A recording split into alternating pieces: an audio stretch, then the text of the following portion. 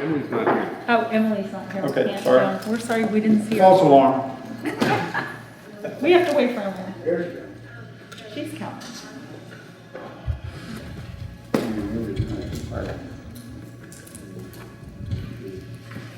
Thank you.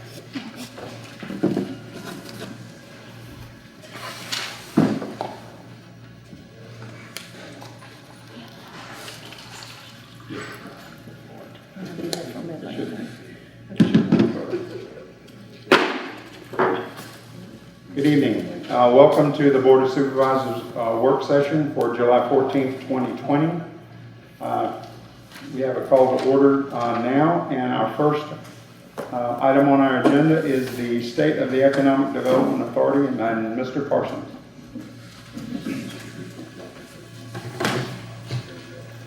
Good evening, and thank you for your time to allow us to present our annual report this evening.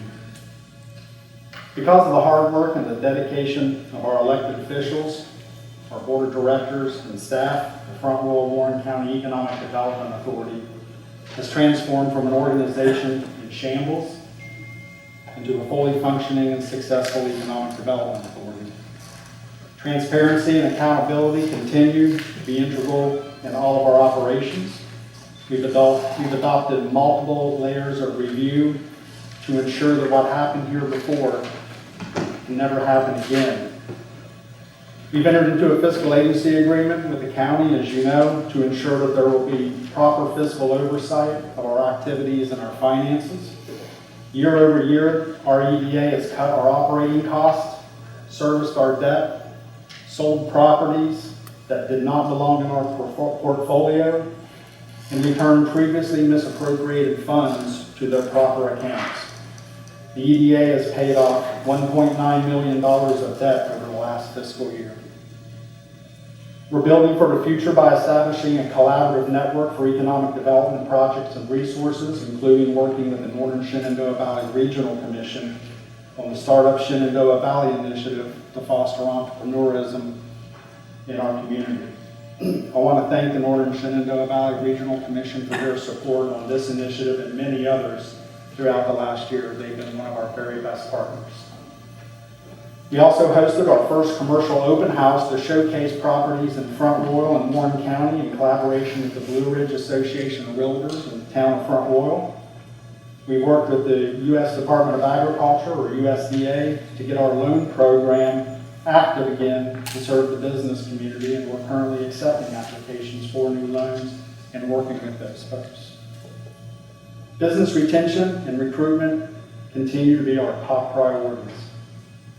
Forming relationships built on trust with our existing businesses to help them with challenges or opportunities is the most important duty we will ever have. Over the last year, we've worked with 24 existing businesses, several in conjunction with the Virginia Economic Development Partnerships Business Retention Team, to ensure that our companies have all the resources on both the state and local level available to them. We have helped them find qualified employees through the workforce development community and support business expansions by identifying incentives available on both the state level and through the Warren County government. We've hosted 2 industry roundtables with business leaders and presented resources from Lord Fairfax Community College, VDP, the Inland Port, and other economic development resources. Local government officials also spoke to local issues that affect our companies. Business recruitment ranks right behind retention as the most important activity of an economic development authority, and over the last year we worked with 36 prospects, many of which are still active. Several are progressing toward location decisions in the near future. We've established relationships with those who work with the target business sectors we wish to attract. Among those, again, VEDP and the Inland Port, and the brokerage realty community. And because of the relationships that we have with the brokerage realty community, we have gotten several leads from those folks, and I think we have a good working relationship with those people. Looking at our financial status year over year, you can see in the materials provided that our unrestricted cash accounts dropped from $1.2 million July 1st of 2019 to $148,000 here on July 1st of this year. Why the big difference in unrestricted cash accounts? Because we paid our debt service on time, capital improvements on key properties, especially those who are producing rental income, and paying down our loan balances and funding our operations, which again we've cut year over year. Our board of directors and staff have worked hard to trim our budget and strategically allocate our remaining funds from the beginning of the fiscal year. The fiscal agency agreement with the county mandates that all of our deposit accounts are under your fiscal umbrella, where they should be. The Warren County Treasurer manages these accounts while the County Finance Department reviews and processes our bills. After our Board of Directors Chair and Treasurer review our expenses to ensure transparency, and I can promise you if they make it past Jory and Ed, they're legit. Our total loan balance this time last year was $41.8 million. We got it down to $39.8 million now. So over the last fiscal year, we paid almost $2 million in principal toward reducing our loans. Applying these proceeds toward principal saves the taxpayers thousands of dollars on future interest expense of these loans, and we're committed to paying off the principal on our loans so that ultimately we can retire the debt over time. The sale of our 3 properties also contributed an extra $528,000 to extra principal payments included in that $1.9 million figure. Our board of directors, who is here tonight, renegotiated an interest rate reduction on our line of credit that saves the taxpayers $67,000 in interest just in this fiscal year alone, and just on that one loan.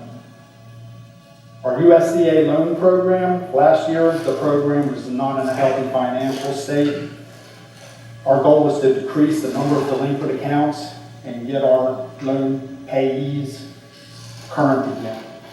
In 1 year, the percentage of our clients paying on time is going from 56% to 70%. I want to thank my colleague, Gretchen Henderson, for her hard work in improving the performance of our loan portfolio.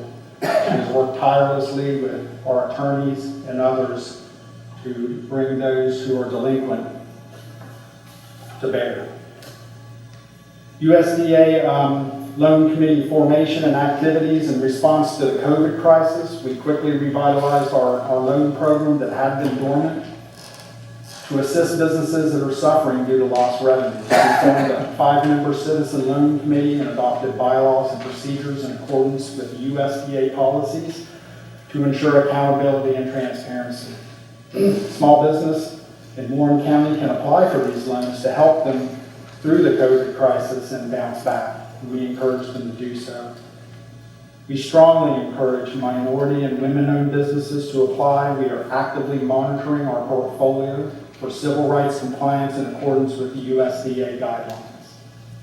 Our new program has received new application and interest, and we're working with these people. We have a loan committee meeting the day after tomorrow, who will review our first batch of applications and hopefully get some money out back into our community. Over the last year, we also formed a fully engaged asset management committee that has shown competencies in properly managing and engaging a diverse portfolio of properties. Working with staff, the committee is the first point of contact with the board for prospect evaluation and feedback. With the addition of board member Melissa Gordon, we gained even more financial expertise and industry experience. Over the last year, the committee played a crucial role in the successful disposition of the following properties. 404 Fairground Road, which went through an extensive negotiating and evaluation process to determine a fair market value and help enable a local firm to grow their business and remain in Warren County. The East Main Street Market, a distressed property that did not belong in the EDA portfolio, was costing taxpayers a great deal of money each year in debt service, flood insurance, and other expenses. The East Main Street apartments did not fit into our core mission either, and we successfully sold it to a local investor who understands the need for affordable housing. Afton Inn is currently under contract with an anticipated closing in either 90 or 180 days, depending on the option that the purchaser chooses. This was an incredibly difficult transaction with multiple players competing interests in a historical structure in the middle of downtown Front Royal. But it's worth it to see progress with this important property at the gateway of Main Street. I want to thank Greg Harold and the Asset Committee for their hard work on incredibly tough negotiations over the last year. If it wasn't for them, we wouldn't be where we're at today with this property. Kendrick Lane solar panels, we sold via a bid process. They removed the last of them as of last week, and we're just in the process of cleaning up and getting out.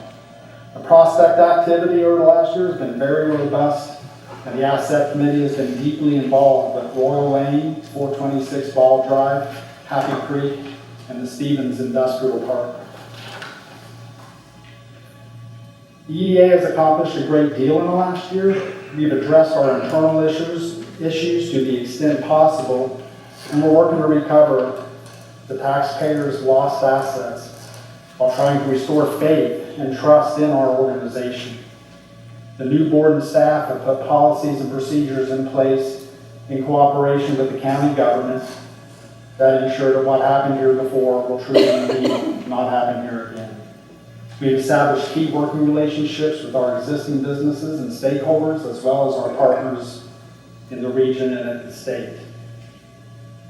We are very well positioned for jobs and investment. Our infrastructure, workforce, and location make us very competitive, and we're seeing a great deal of interest from business outside of the area. And I would also say we're seeing a lot of that interest coming out of Northern Virginia. There's a lot of people moving this way for lower land costs. Toward that end, we will begin a strategic planning process in the new year that will include input from the county and the town governments, the EDA board and staff, and key stakeholders in our community. This effort will not only set a mutually agreed upon course of action for our organization, but will strengthen the bonds between the town and county and improve our relations. We will focus our marketing efforts on targeted industries where we have a competitive advantage and whose wages are above the Warren County wage. Among these are IT and related technologies, logistics and transportation, taking advantage of the incredible asset that the Virginia Inland Port offers us, manufacturing and specifically food processing, giving our existing pool of skilled workers in that sector. And we've had several leads from the State Development Office in that sector due to that existing workforce pool. We've developed a new logo and brand for our marketing and website design. Our new tagline, Northern Gateway to the Shenandoah Valley, will focus on the inland port as the logistics and transportation hub for the northern Shenandoah Valley and the intersection of Interstates 81 and 66. An important part of the strategic plan will be creating a prospect advisory committee. Many successful economic development organizations form these committees to assist staff with business recruitment efforts, especially prospect visits. These committees are comprised of board members and oftentimes local business and industry leaders who are passionate about bringing new jobs and tax base to their community. Prospects value the experience of those who actually operate a business in the prospective community because they know that they will learn more from existing business owners about their experiences with the local workforce, which is the most important consideration, and in working with local government. These committee members can also attend conferences or conventions with staff to enable more interaction at these events with prospects. At events where, for instance, the media might have a booth at a convention or trade show, one person can work the booth while others go out on the floor to actively visit the other attendees and increase the visibility of our EDO in our community. This last year has been extremely difficult for our community. The town and county have serious disagreements related to the past struggles of the EDA. We must find a way to resolve these issues without costly and unnecessary litigation that only wastes more taxpayer dollars. Business prospects are attracted to communities that work collaboratively. to present the best business case possible. In other words, we either hang together or we will hang separately. Thank you. You all have any questions? Glad to answer.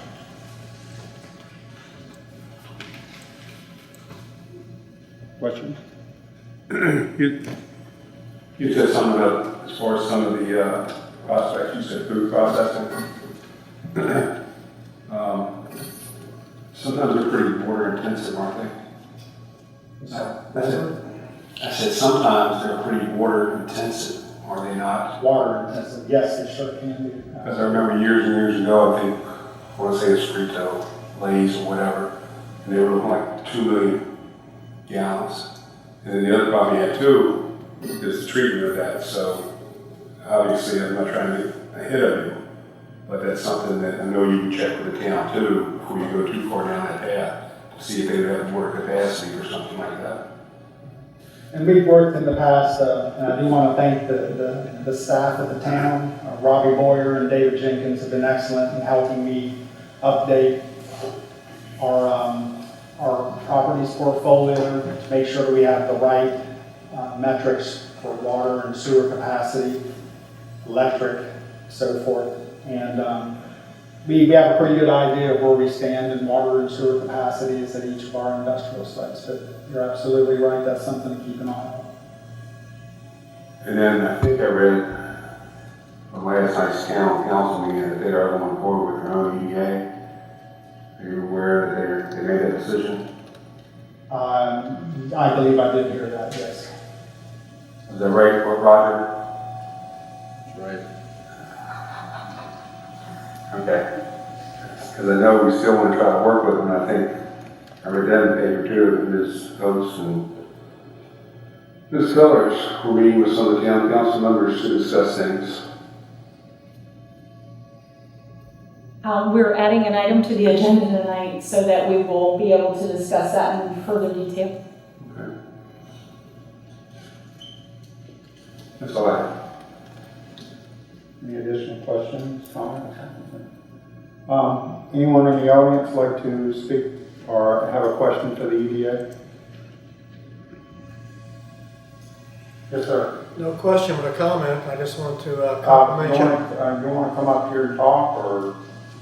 I'll just stand up. I'm loud enough. Yeah. I just wanted to compliment Doug on the efforts that they've been doing under the questionable circumstances. I'm not the only one that appreciates their effort. Thank you, sir. Paul? I would like to say the same thing. I think Doug and the new EDA board is doing an excellent job. I have faith, confidence in them. I can't sit down until I say that the town council and the town manager are doing just about the same thing as the old EDA did to the town and county. I think it's unfortunate that we have a town manager and a town council who are not willing to work with the EDA or even the county, as far as I'm concerned. And it's just a shame that they're holding this area back and costing more money to everybody. Thank you. Anyone else? Mr. Parsons, thank you very much. Appreciate your time. Appreciate your time.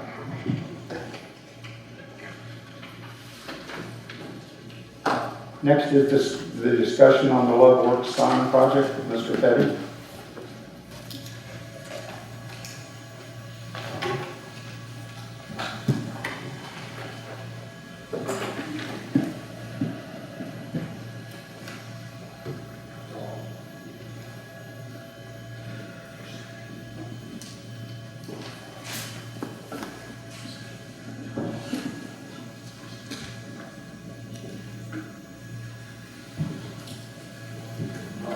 I'd like to boot it up. I can just thank you for, allowing me to come and speak on behalf of staff for this project here.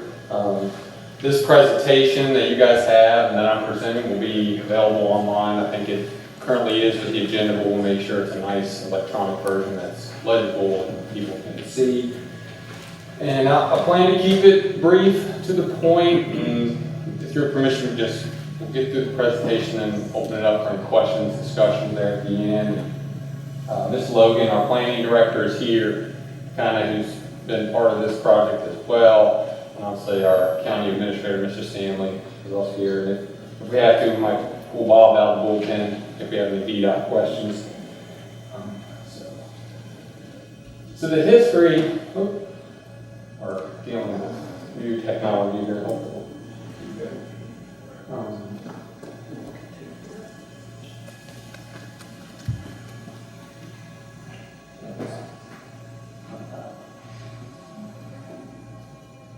So the history of Love Works really originates from Virginia's slogan, Virginia is for lovers. It's been around for 50 years, and it's iconic throughout the world at this point. And the state of Virginia or the Commonwealth of Virginia has always pushed this tagline, and from this, Love Works has originated. And across the Commonwealth, people have been putting these signs up for quite some time. There are roughly 202 of them currently throughout the state. And if you look at this, you can see some of them here. You got Cape Charles on the top left, and Smith Mountain Lake, Portsmouth, Tappahannock, and Woodstock. Everybody approaches it in their own way. Some are more temporary, some more permanent, or mural. But all of them are the same in the sense that they reflect their community and what they have going on there. If you go to Richmond, they have the racetrack there. Appomattox, they have nice stone base kind of represented the music and the river. Chesapeake Island, Adirondack chairs, people like to get in, take photos. Blacksburg has a mural. Covington, they incorporated the natural landscape by having that tree there by Humpback Bridge, and anything else relates to that community. In getting to Front Royal, Warren County, the history also goes here is we've had these love letters that the state can rent to you for $1,000 an event. And they've been at various events here that people can use, and this letter came from the Town of Front Royal, Discover Front Royal website from when it was at the gazebo. And now we've actually had some community members and organizations that have taken it upon themselves. They've created their own temporary portable Love Works, and they have two. Currently there's one on Commerce, right there on the bypass and Main Street, and then one at the gazebo. Those have been popping up around. Location. So get to our love sign. The location has been a topic of discussion. And so why did we pick this location? This, first and foremost, it is an entrance sign. It will say Front Royal, Warren County. It's going to invite people in here. And the definition of a sign in the Warren County Code talks about that. It's the purpose of making something known. We want people to know where they are when they come here. And then it also is a true gateway to our community as you come down this location. So we wanted to pick a spot that enhanced that, and the definition of a gateway can be features, and that can be buildings or signs or even natural elements like a river, which you also come to at this point. So locations. As we got together as staff, I kind of came on board with this early last year, 2019. It had already been talked about from organizations, community members, even staff. We even had an intern look up what other communities were doing. Because again, other communities started doing this. So we got together and talked about some locations, and I've highlighted them on this map. The yellow are locations that we had discussed. The red locations are ones that currently exist. And the blue locations were the locations of those portable Love Works that you see now, almost down to Apple House. It's been moved down here. So, locations that we looked at. One of the places, Lakefront Parkway, as you come into town. It's got a nice view there, but it is within town limits. and tourists would have already passed by the Linden canoe sign that exists, so I ruled that one out. There's also some utilities and right-of-way questions. Another place, Fantasyland, also again located in town, not really a tourist destination. A lot of tourists don't use the bypasses they travel through. So we looked at that one. I had a weird idea about putting it under the bridge where the people in the river could see it, but we shut that down pretty quick. So we ultimately went with this section up here, Guard Hill. There is an existing sign up there, but it is to the north of 66, and ultimately it's a sign welcoming people to our golf courses. We have wonderful golf courses here. We have a lot of people coming here. That's kind of their welcome that way. We wanted something that somebody gets off 66, they're traveling into town, we're welcoming them into our community. So we looked at that as a viable option. Again, we had the existing signs of South Linden. This was dedicated back in 2014. It also came with existing parking. Sorry about this microphone. Mr. Petty, if you can actually talk directly into the mic and Okay. a bit closer. Thank you. So with the existing sign here, it was dedicated in 2014, and it sees an average of 4,000 to 11,000 vehicle trips a day. And it does come with existing parking at the neighboring building that you can see here behind it that we were able to agree with the property owner on. The other existing sign that you'll see in the county that I spoke to is the golf sign. Right here next to the 7-Eleven. I'm trying to talk into this, but I don't think it's working. Maybe that'll help. So this also comes with existing parking, and it comes with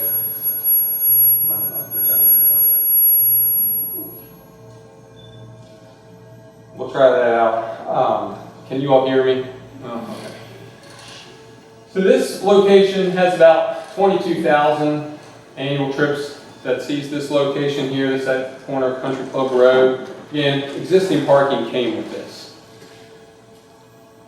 Then again, we went back to this location, Guard Hill Road, going back to the gateway, going back to what a sign is. We know that people like to use this to put their signs out. They want things to be known. We have a lot of cars, 31,000 average cars a day go by here. There's also existing signage there that we want people to stop and take a look at. So, again, we felt that this was a viable option for an entrance sign, gateway sign. It also came with a view. It's got a nice view of the mountains, the river, our town. It also is public right-of-way that we could easily work with VDOT on. And again, it has existing signage that we encourage people to stop at. We want people to look at these signs. So once we had a location in mind, we started talking about the actual design of this love sign. And we talked about ideas of making it just wood or canoes or an inner tube, a golf ball. Many different options kind of came into play. Ultimately, we came up with this design that you see in the bottom right that we will get to.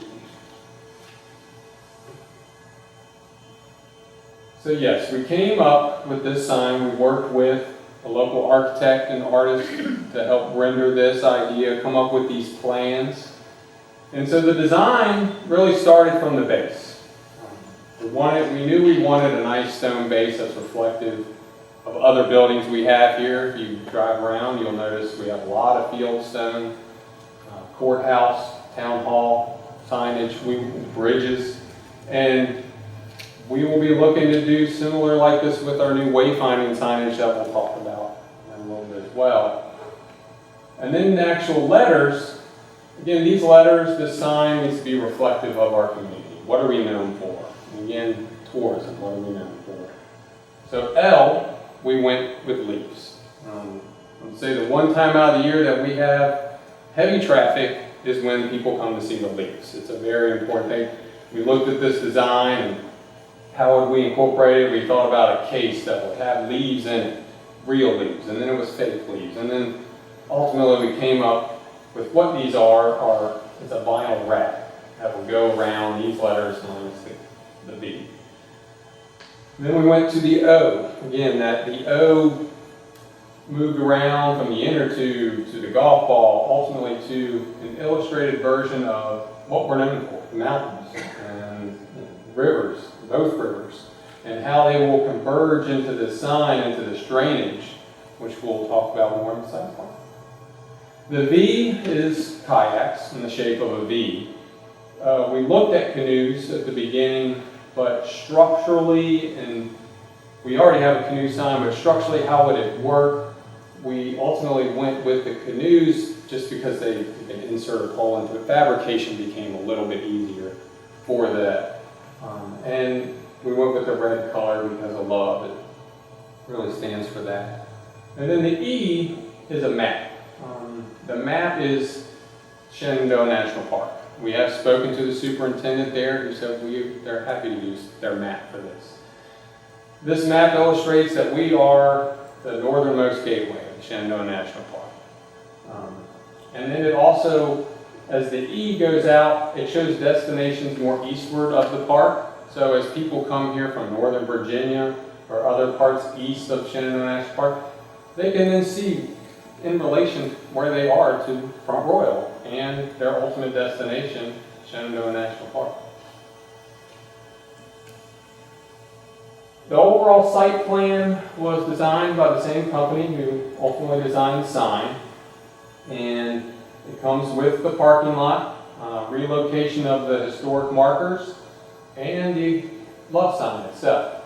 This dark line here that you'll see is representative of our two forks of the Shenandoah River converging under the O, the illustrated version, and into ultimately what is a storm drain at the end.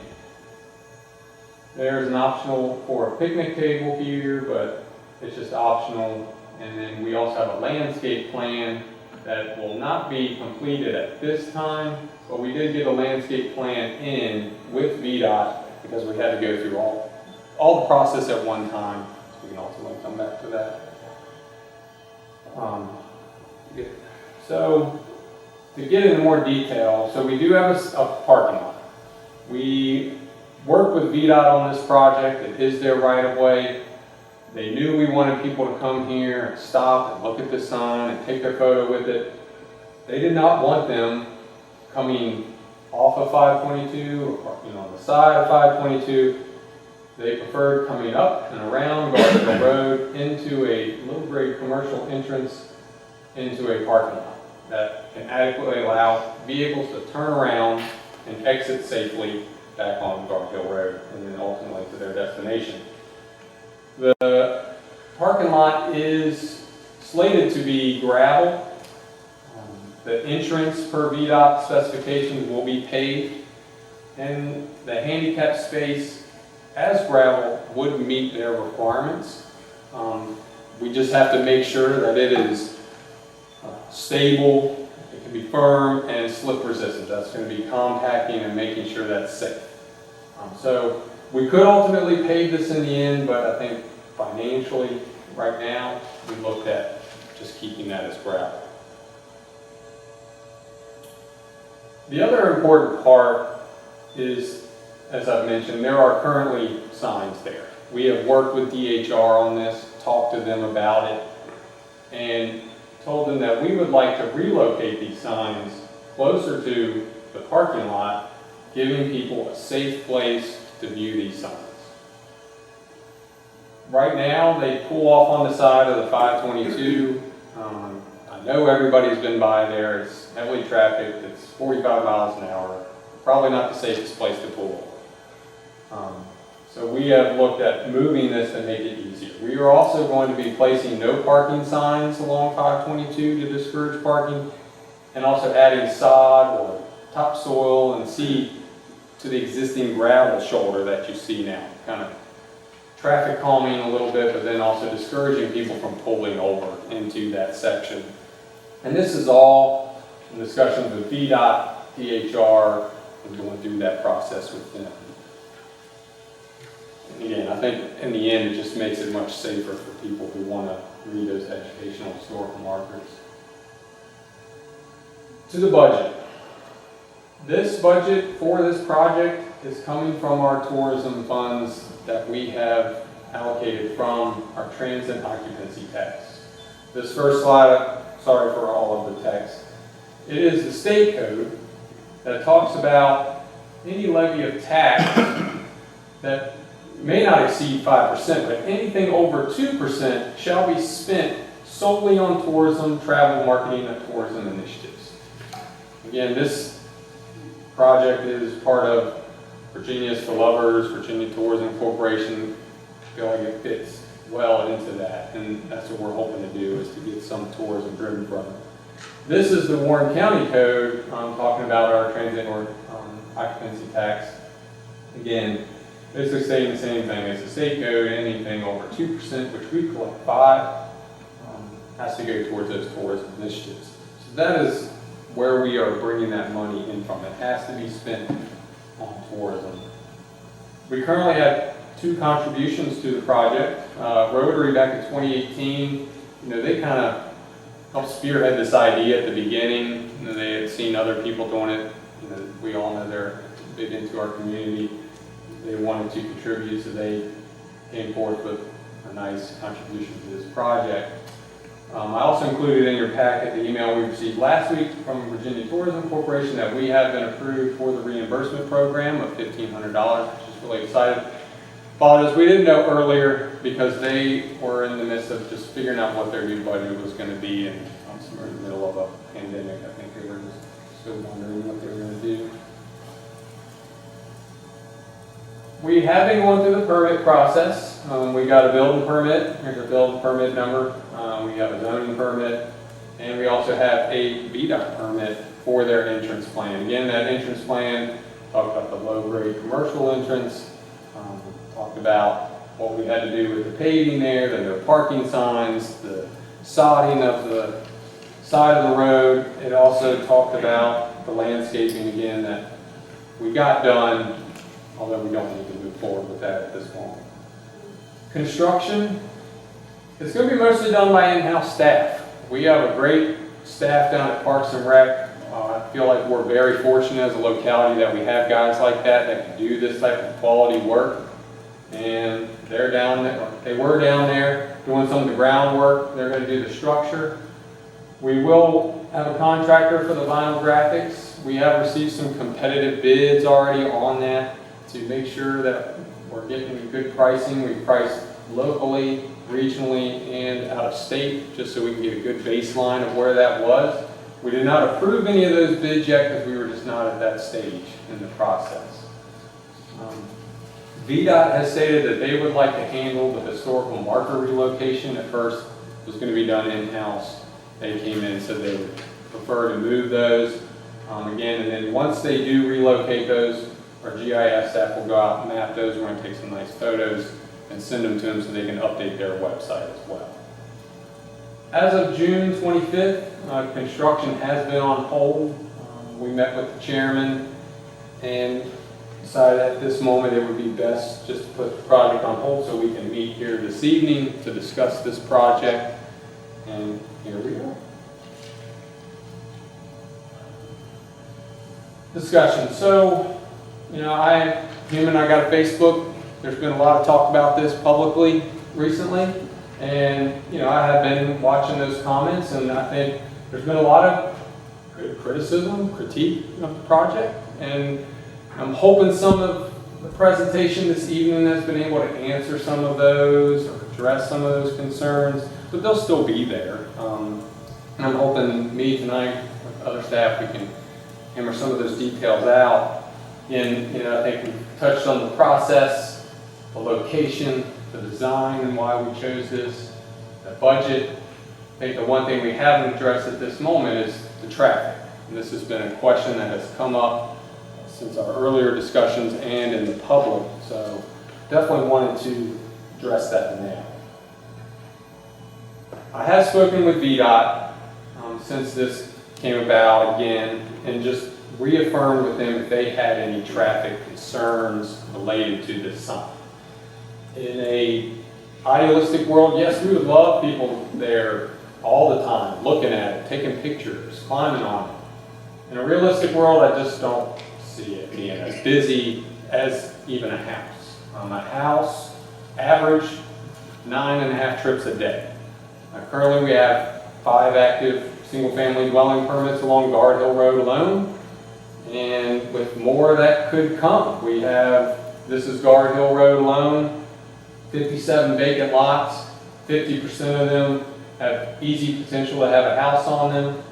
You know, that's a lot of trips right there, and that's a by right use.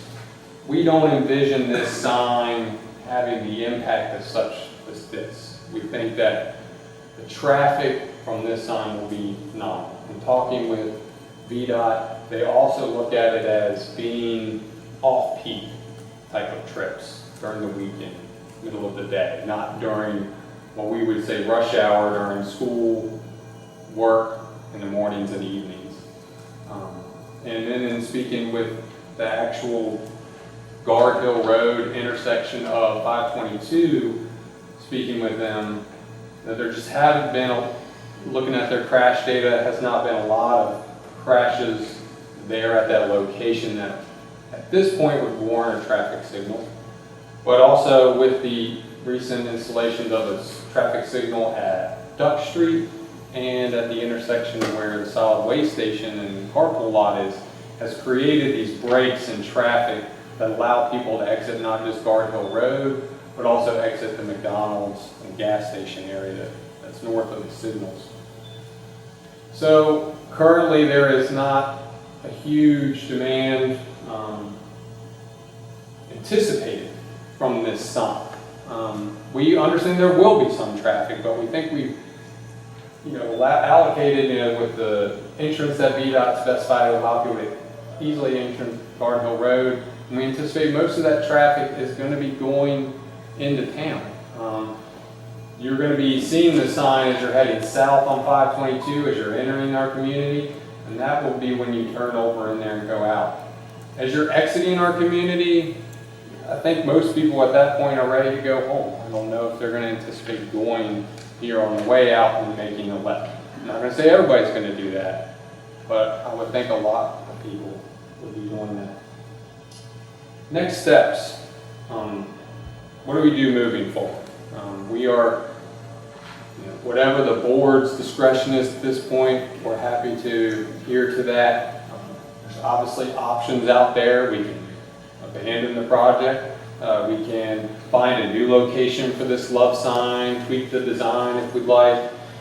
I do feel that we have started on the parking lot. There are currently historic markers there. I think even if we were to depart from the love sign itself, we should continue to move forward with relocating those historic signs and putting those no parking signs up to make that safer. And at this point, we definitely want to encourage people to be educated on what's historic about our community, and that's what those signs do. So I think I would like to see that part move forward. But other than that, we are welcome to any suggestions in your direction at this point, and I'd be happy to answer any questions that you may have. Do we have any questions, concerns from the board?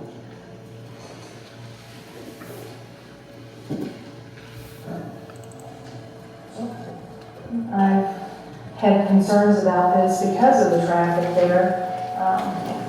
And I grant you, none of us have a crystal ball that can say what the traffic is going to, the extent of the people using it are. But let's face it, tourists, when they come in, and I can say I've been the same way when I go someplace that you're unfamiliar, you don't drive the same way that you do when you live here. You know the roads, you know how you need to progress on the roads in order to do it safely. People that are coming in here as tourists don't know that. So my concern is that is a bad location historically for those of us who've grown up here, getting in and out of it. And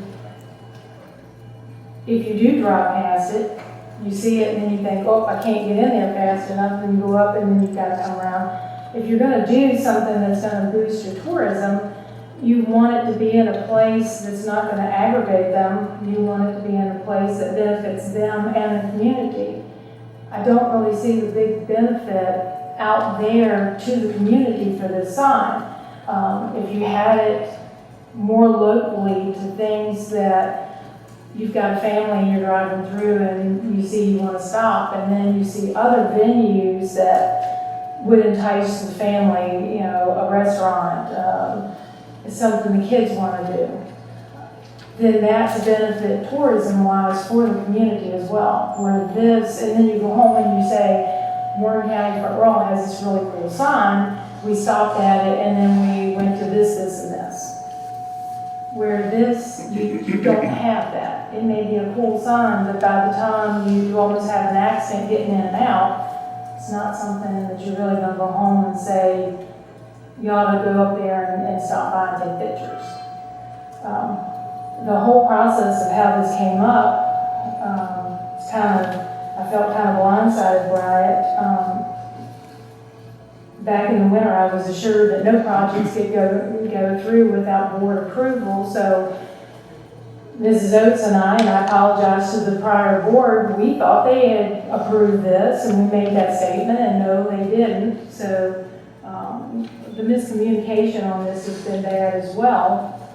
But I did check with VDOT because I had some questions, and didn't I ask you and you answered them.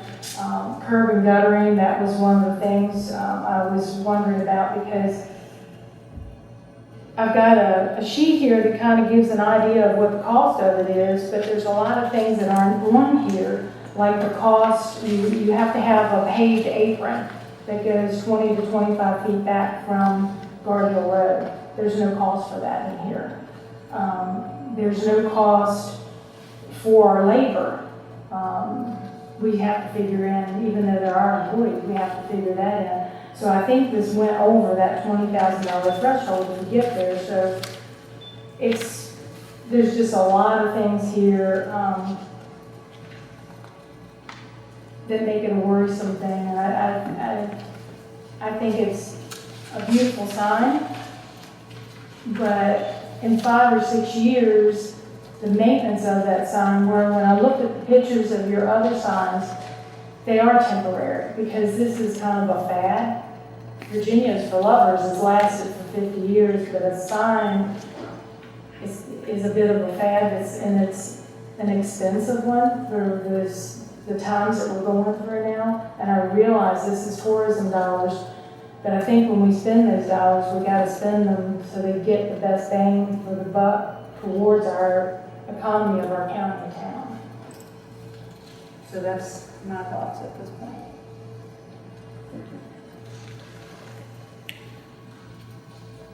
Dolores, do you have any comment? No, I was just gonna ask, Joe, do you know what the average visitation rate for a love sign is in Virginia? I did Google, and Google doesn't know. Yeah, So I was wondering if- I think it would depend. I mean, they're all in different locations. I mean, you see them, I think it just varies on what it is. Some of them are on essentially private property, wineries, breweries, and it's tough to gauge. I mean, down at the gazebo, how many people are coming to that off hour? I mean, how do you track that? This would give us an ability to track, we can see who's coming in and out a little bit more here. We can kind of in a controlled environment. Most of these are just so, organic in the way that people stop and interact with them. I think that it's just tough to quantify how many people are actually coming to it, but it just varies. But I'd be happy to, start calling all these places and see what their attraction is. I know Woodstock says that theirs has been very positive. People have been swinging by there. That was part of their branding re-effort, and people have thoroughly enjoyed that. Where is the location of the Woodstock? It's at the Masson Academy down there. Okay, so that's pretty central. And see, that's the thing. It needs to be somewhere that you get the bang for your buck out of it. And I will say, the discussion has come up in the town. They are going through a community development block grant And I believe the discussions have come up as they revitalize that town commons area and may incorporate a more permanent love sign. I mean, they do the temporary now that there is, even though it's portable, it's there almost all the time now. That's being placed in the middle of town. So we looked at this as an opportunity for out in the county limits to have a love sign. I guess when I think of Front Royal and Warren County, I think of them as one. And that's why we have both. I mean, if you were So, coming into differentiate. Front Rural Warren County, or it's, you know, the county is heading this project, we looked at it in county limits at that point. It's county project. Well, yeah, when you think of it, the town is in the county. So, not trying to split hairs, but, you know, it's, you know, as people say, location is everything. And, you know, I just can't get on board with that particular location. I grant you, the signs that are out there, they get your attention, but not always the best attention there. It's distracting in a way.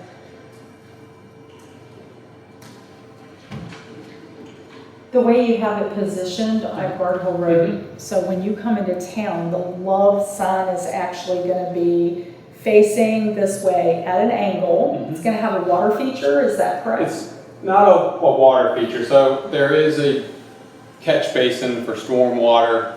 So we incorporated that into the design because we want to make sure that, you know, we're not creating a dam in any way. So water would flow down, and so the water feature is essentially just keeping that natural flow of water towards that catch basin here, but incorporating both. So yeah, so as you were traveling south on Winchester Road by 22340, you will be coming off 66, and it's curved a little bit. So as you come around, you will see it as you get past the stoplight a little bit. We would do some hedge trimming here. There's some trees and stuff on this knoll where you could get a better view. It would disappear slightly as you make this bend, and then it will be prominent, so it's heading right at your view shed as you're coming in.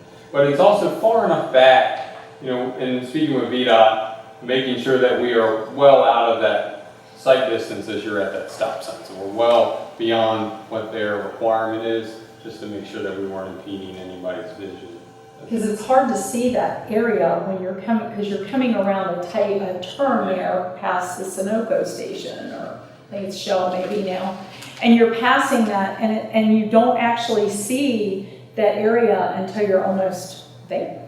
Yeah, It doesn't have sight lines from that far back because I drove it a couple times. Yeah, we Just kinda stood see out, what it would be. we went out there and we would stand there and kind of see where we could see the cars. And like I said, you briefly catch a glimpse of it from further, and then it goes away as you go by the gas station, as you mentioned, then you're back on. And then, yeah. Have you considered at all the empty lot so there's the Sheets, United Bank, and then there's an empty lot right there by the river, just before you hit that bridge. Have you guys considered? The old motel. Yeah, the old motel was there. I kind of been driving around looking for a good place for a love sign. And That's VDOT right away as is well. that also? The problem is that would catch the way out of town, so it wouldn't welcome you to town. In town, okay. They've got a stormwater basin there, and they've got an L-shaped piece of property around it. If you wanted something to say goodbye, thank you for visiting, that'd be the perfect location, because it hit you right before you hit. Right. Yeah, so I looked there, because I was just trying to figure out if there was a better location that you could see it. Because by the time you come around the turn and then you see it, you have to make a split decision about whether or not you're going to stop. So, I don't know, are there people who plan to visit love signs? Is that like a social media thing? Or I don't know. Maybe, I don't know if you're searching them out as you go to destinations. You do that with Mickey, Yeah, so I think people, when they go, they do. If they see it, they'll take advantage of it. But there may be people who are trying to see all 202 throughout the Commonwealth right now, but not sure. And again, we also did look at this site too because there were existing signs. We wanted to incorporate as much as we could to make this spot viable. Well, the benefit is that the political signs hopefully would go away. Yeah, we'll talk more about that next week when we're looking at our sign text ordinance. Okay. Is this gonna be lighted at night? No. Okay. One of the questions that I had was, I know that you put the basic site plan together. In saying that, if we were to do everything that needed to be done, how many more dollars are we actually talking about?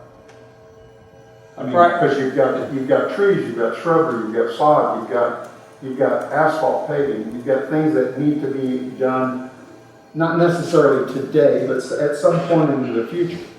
That had to be of some consideration, because I can't see how, and maybe it's just me and my lack of understanding, because I don't know how you got away with not having a asphalt surface for handicapped people. I am a handicapped person, and getting out of an automobile and not having an asphalt surface or a flat surface, I have difficulty.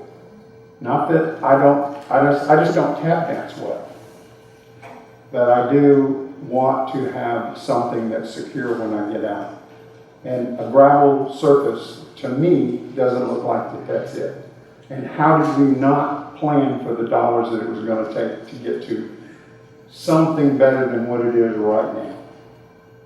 Plus you've got stormwater coming down, Garden Right. Road, it's gonna wash that. So wasn't there a plan that this was gonna be paved anyway? So we had worked with, like I said, our landscape architect firm, VDOT. We had spoken with staff here internally. There's talk about cutting in the swale here to prevent some of the sheet erosion that's coming down Guard Hill Road. That would divert the water around. As far as future plans, future dollars, when we looked at this budget, again, we have the staff at our Public Works or Parks and Rec department. I was able to look at the plans and come up with some budget numbers, and that's what we didn't look at, the future of what we need, because this is what we were planning for now. Obviously, to make the one thing the sign itself is going to be constructed well, that it's, we hopefully don't have to do much maintenance for that anytime soon. The stone that we were acquiring for the parking lot was stone that we already had. And we have staff here that can handle that maintenance. We have a landscape maintenance agreement with VDOT to make sure that we're maintaining it. Hopefully there's just not a lot of maintenance to do, because it's, in most terms, it's fairly simple layout with the parking lot and the path and the sign. Like I said, there's no electrical, no water, many different things. The paving, if we had to do that in the future, we would just have to look at as separate item. I noticed in your one drawing, it had water valve crossing about the handicap. What is that? There is so the town has a pump station right here. There's a water line that runs through here, and there's a fire hydrant. In this location, there's a water valve, not right there. And we've been working with the town, and they can raise lower need to do to make that for that parking lot. They've been integral in this process. We made sure we've met out there on site with them, and that they are okay with all their utilities. We've had Miss Utility come out and mark it as well. I have one question. Yes, sir. After completion, what will be the cost to the county for this project, total cost? Do you have any estimate on what the total cost is going to be? So the cost that we received is that budget that you have now. That's the numbers that we've gotten from our staff that show that. This is what I have at home. I didn't have anything on that. We didn't get a packet. I emailed it out to the board members yesterday. Yeah. I didn't get it, sorry, but I didn't check the email, so I don't know. But this is I believe- $12,000. Is that there? Yes. And some of that has already been, it's with the design, the VDOT. We had to have this surveyed by a local company who came in, did the topo lines, did our entrance plan for VDOT, didn't account for that in the budget. Did not or did? We did, it's in the budget, correct. So your apron, asphalt apron is not in this. The employees, Rum County Ward employees is not figured in this. And I know that usually is because with the golf course, when I asked initially what the cost was for our guys to do the work out there, mowing and so forth, we didn't get it. So if we closed it, it was gonna be $38,000 a year. So I know we do figure that in, and that's not figured in here. And I'm not trying to shoot the messenger, honey. I know you're just doing your, this is beyond everything, that you have control over. But Mr. Stanley's not in here, it should be. Right, wrong, indifferent. Mrs. Colors, typically we don't include my cost and time, Joey's time, all those things typically are not factored in. The $20,000 is my authority for one thing to sign off on. It's like if we buy a tractor, if it's over 20 under our purchasing policies, then anything over that, 20,001 and up, will come to the board for approval. Granted, this project has not come to the Board of Supervisors as a project for approval. We have talked about it at various building committee meetings over the last year. It is something that's in that transition. Certainly, if the board doesn't want to do it, we don't have to do it. We've got some money sunk into it now, especially as far as the design piece. I think Joe's done an outstanding job of running with the project for the last year. We understand the transportation access concerns, but I think for a sign in the site plan, this project has received more scrutiny from VDOT.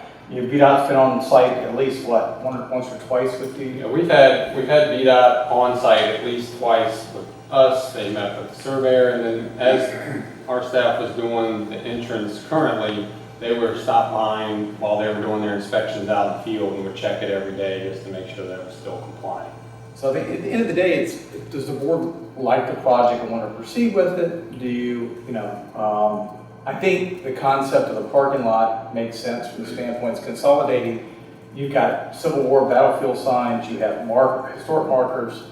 You're being able to consolidate all of that information to one location to make it a nice spot and a safe spot if someone does want to pull off. Typically now, people pull off on the right shoulder, right in front of the signs, on the busy side on 35522 where you have 31,000 cars. Yeah, they're pulling over now, and again, a lot of people don't even know those signs are there. I think this also highlights that a little bit, which is a good thing that our historic markers are there. So we are highlighting that aspect as well. Again, as Mr. Stanley said, we abandoned project. We do have the design complete. I'm sure we could move this design wherever we'd like to go in the county with it. Pick the plans up and site it somewhere else, if that's the direction, or again, we can move on from this project and go somewhere else, do something else. How much do we have in it right now? Really, right now, we have the design costs, we have the surveyor costs, our VDOT application, and I am not aware of any costs, I apologize for, any staff materials at this time. Nothing has been presented to me that staff has spent on that, like the stonework. We did install some rebar up there. I'm not sure if they've spent anything on that, and nothing's been provided to me that they have. So the exact number. But the design alone, Joe, how much do you have in the design piece? I apologize. So the design itself, so the design and surveying and engineering was $7,012.08. And that includes, like again, our survey cost, which was $1,800 to have it surveyed, entrance plan, topo, and utilities marked. So $7,000. Is that what you're saying? So with the two grant pieces, another $5 by the county gets the project completed using the grant money for the site. With the grant, so the The total cost would be $12,090, But that's. But you spent some. but we've spent 7 of that currently. But that's backing out the. That's backing out rotary the and rotary cost $1,500. and the $1,500 reimbursement. But also, you have stone for parking lot and the sod, and there's no cost associated, so the stone is already The there. stone is already there. You know, again, these were provided by Parsons, and they have some type of sod, topsoil. We have a stockpile Yeah, of stone that we stockpile. got from the Dominion project, so we have a stockpile of stone. The topsoil and seed, obviously, we'd have to, bring in, but we've got topsoil we could find, and it's a matter of purchasing the seed for a few $100s for the seed. But it's ballpark in the neighborhood about $5,000 to complete in county tourism dollars. And I point out that by the end of this fiscal year, the board has about $300,000 in tourism dollars for the last 3 years that we've got sitting aside. Some of that's going to be needed for the wayfinding. The wayfinding side, let's talk about signs. The wayfinding project's probably going to be a couple $100,000 apiece for the town and county.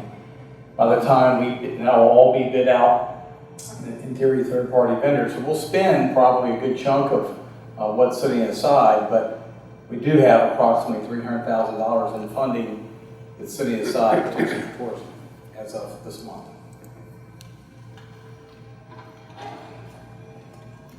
Any questions? I'd like to offer it up for anybody out in the audience. Please make your comments brief, and if you would come up and talk into the microphone this time, please. Thank you, Mr. President. Okay. Presentation, John. Gary Kushner, 1106 Fetcher Road. Compliment staff. I mean, they went all out on this. I think the question is whether we should have not. Just because somebody has an idea doesn't mean we have to run with it. If the state has got people doing love signs, and we already have a welcome sign out around the Apple House, and the town's got love sign there at the gazebo, it doesn't mean that we've got to, do something as well. It's like Supervisor Color said, we're all one jurisdiction, really. That's how everybody thinks of it. This sign is not going to draw people. The sign is not a destination for tourists. And so it's made the point. Even the social crew, they're not searching the internet trying to find out what the love signs are so that they can, collect pictures and post them and look how many love signs I've visited. It's a sideshow, really. So, I've been to that location a couple of weeks ago. I went there on a Sunday afternoon. I was a one-man demonstrator, as typical. I had a sign. It said, love sign, more traffic, bad idea. And Mrs. Oates was right about the sight lines, because I'm trying to position myself where the traffic's coming 45 miles an hour can see the sign. Well, they don't see it till they run up on you because of that curve. And they're traveling 45 miles an hour. They need to be paying attention to the road, not some turkey off to the side of the side.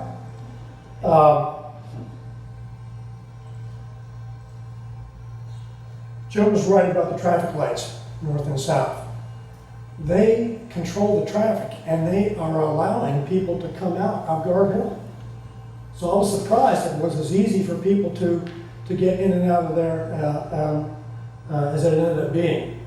My recommendation is this: nix the sign. If somebody thinks we want to put it someplace else that's a better location, fine.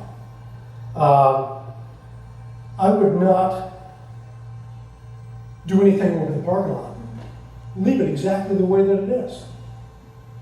The current pull-off areas are good. I think it was reported that this is not an accident location. It's not just a pull-off area, it's a paved area as well as gravel. There's plenty of room for people to pull off to look at the markers.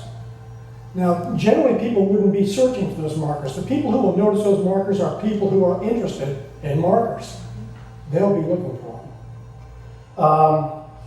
So, and you also have to think about people with RVs and campers. They're not gonna pull into that parking lot. So if you put no parking signs out there inside, you're gonna eliminate the people who might wanna pull over and look at the marker signs now. The RVs and campers are bigger. They're not gonna fit in that parking lot. So, leave it alone. Leave the markers where they are. No, don't forget the no parking signs. And redirect whatever funds that we're gonna go towards this to some other tourism initiative that actually draws people in. Thank you.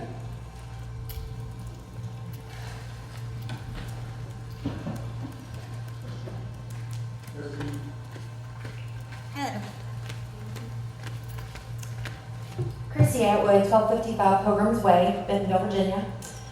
Usually I don't beat around the bush with these things. When I saw this, I reached out to VDOT myself. Though they want to postpone paving, it must be done before this project is complete to ensure they don't get the surety bond. Also, the landscaping must be done. There were no quotes put into what you were given.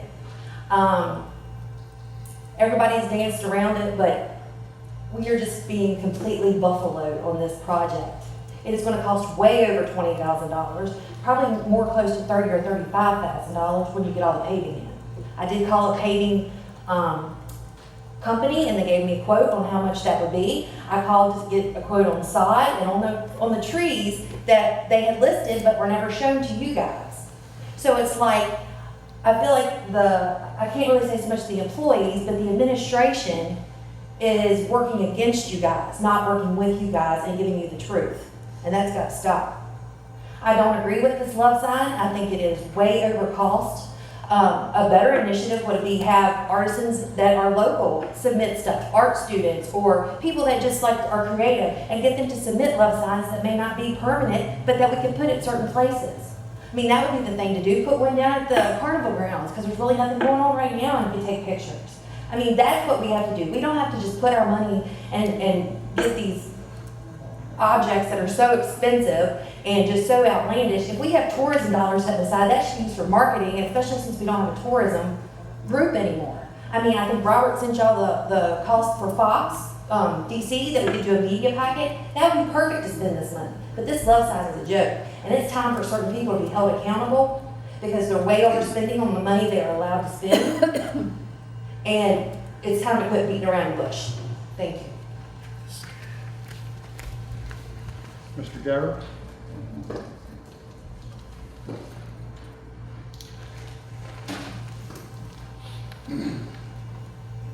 Good evening, Paul Gabbard, 1221 Valley View Drive. Joe did a very good presentation here. I'm not quite sure, though, that he's as comfortable with this job as what he thinks he is. I kind of get a hesitation from him that there's a lot here that shouldn't be, and expense is one of them. Location is one, just a love sign in itself is another. People don't need to see a love sign and see that they're in Front Royal. That's people already know why they're coming to Front Royal, and a love sign doesn't need to tell them why they're here. I do have a question before I say other statements. Mr. Stanley said that this was never approved by the board. If it's never been approved, how could money have already been spent on it? I would add to that, Mr. Chairman. The county administrator has the authority to authorize expenditure of funds on projects. So this spending of money didn't have to go and be approved. Why does it have to be approved by the board now? Because the board has asked for it to be considered. Is this really true? Yeah, that's why we stopped the project. Wow. That's amazing.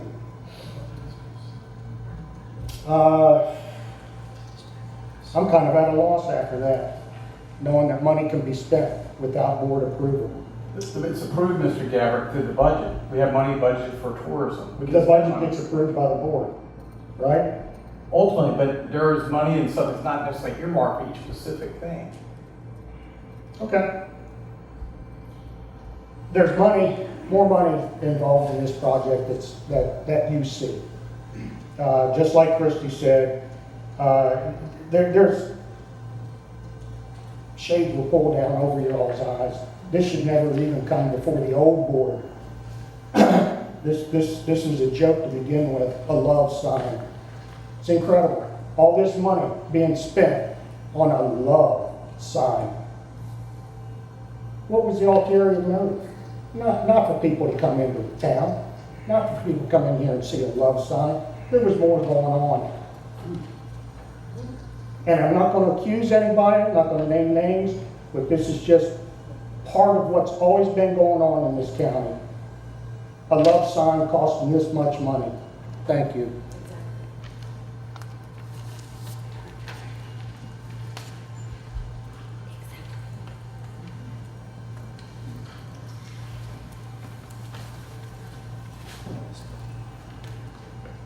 Hi, Mr. Chairman, Rick Novak. I live at 273 Jackson Place, Middletown, Virginia. I'm very familiar with that road. I drive it at least 9 times a day by the count for households, because I live out that way. I was president of Rotary in 2018, or I was the outgoing president, when we were sitting around looking at some of the monies that we raised, and we had some excess monies that we hadn't allocated. And it was suggested that the state was encouraging localities to put up their own love signs. And so we felt we could carve out $3,500 and try and find a location for it. It's amazing that it's turned into this. Honestly, I can't believe it. Love letters are not supposed to attract people. They are a social media thing where you take your picture and the community gets free advertising. We have 3 entrances to our town, by my count, or 3 major ones. And I think it's a good idea to let people know what community you're arriving in. This actually does both. It's the love letter and it's a, welcome to Warren County Front Royal sign. I don't know, that seems like a good idea to me. We used to have one down at the intersection by 7-Eleven, a metal one, and finally, deteriorated. And we really haven't had one since.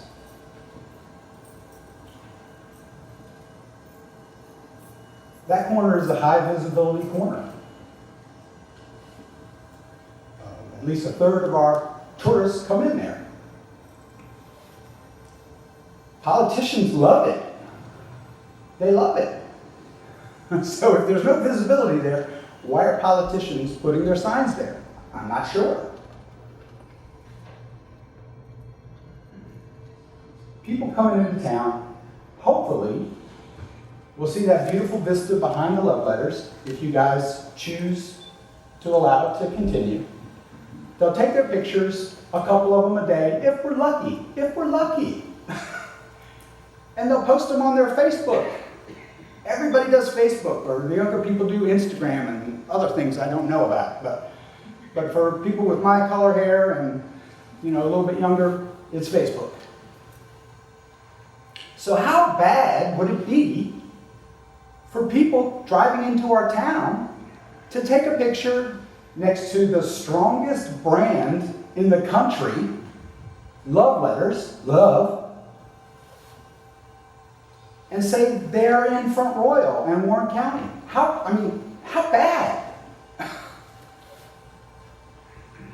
To the questions about the apron, I'm not 100% certain, but Guard Hill Road is super wide there. And if you look at what's lined out on it, I believe the apron is already there. But don't quote me on it, but it looks... Sorry. Hey, Christy, you had your chance, right? Yeah. Okay, thank you. Did I talk during your time? All right. So that's another thing. I encourage everybody in our community to start building things and stop tearing things down. It's ridiculous. Let's get on with building good things in our community. And I think with that, I've said enough. I hope you guys, in your infinite wisdom, will continue on with this project, whether it costs $12,000 or $30,000. It's cheap. You have the money. If you didn't get to approve it because the administrator had $20,000 of discretionary income, I'm sorry if you were offended by that. But it's a good project. Let's do it. Let's not waste the $7,000 that's already in it. Is there anyone else that would like to speak?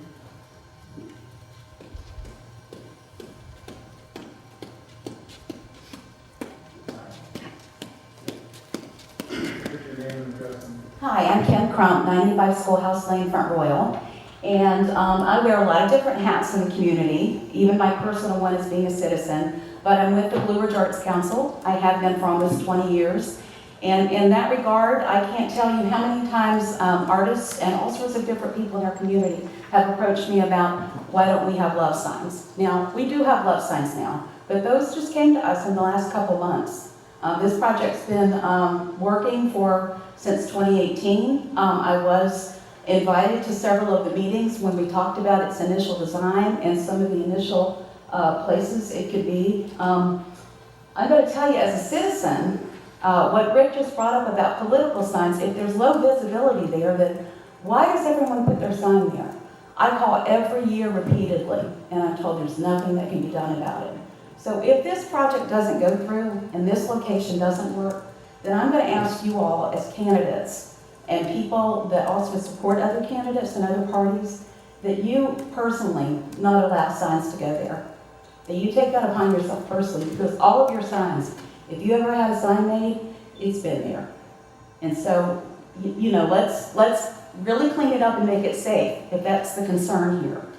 Because it's not safe. People pull over, I see people there all the time with their stakes and their mallets and pounding them in, and so it's not a safe place. People are pulling off there anyway. So, you know, maybe we need to look at, if we cannot have a nice love sign and an entrance and a welcoming sign to our community, maybe we need to look at putting a big ugly fence around it so people can't be there. And with all respect to the historical markers, the same goes. If we can't have a sign like this here, then it's not a safe place for them as well. If the argument is that it's a distraction and that it causes traffic issues, then they need to be relocated as well. So I think this is a terrific project. I am proud and happy that I've been involved with it as a Rotarian, as someone who works with the arts in the community, and as a citizen. And I would urge you to go forward with this. Thank you. Is there anyone else that would like to speak?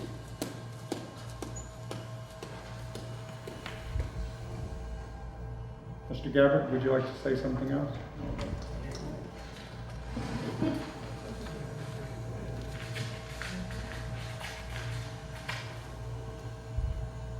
It's not about spending $7,000, $15,000 more dollars.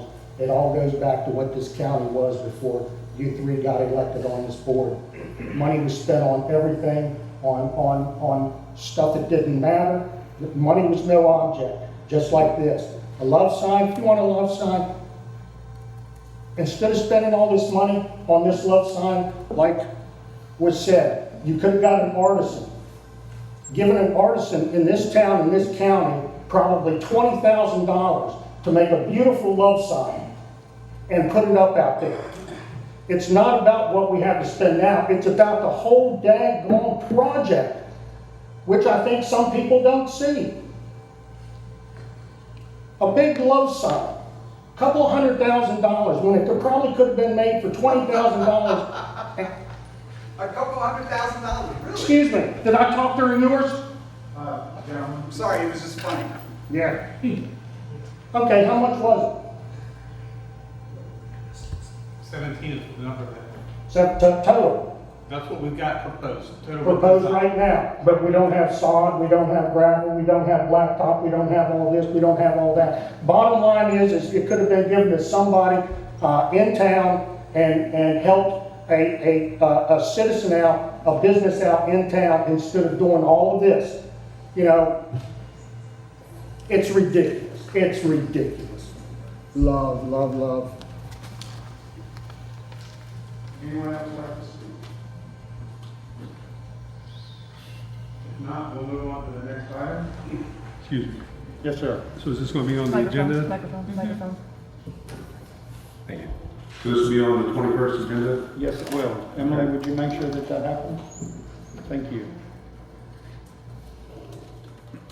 Next item is the discussion on the courthouse fees. Ms. Jordan or Mrs. Moore? There you are. May I please have some handout for you guys? Please, it has a hand, please.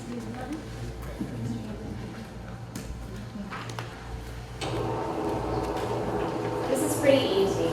Basically, we are trying to, according to Senate Bill 149, we are able to increase the fees that we assess to any defendant that is convicted of an infraction, misdemeanor, or a felony.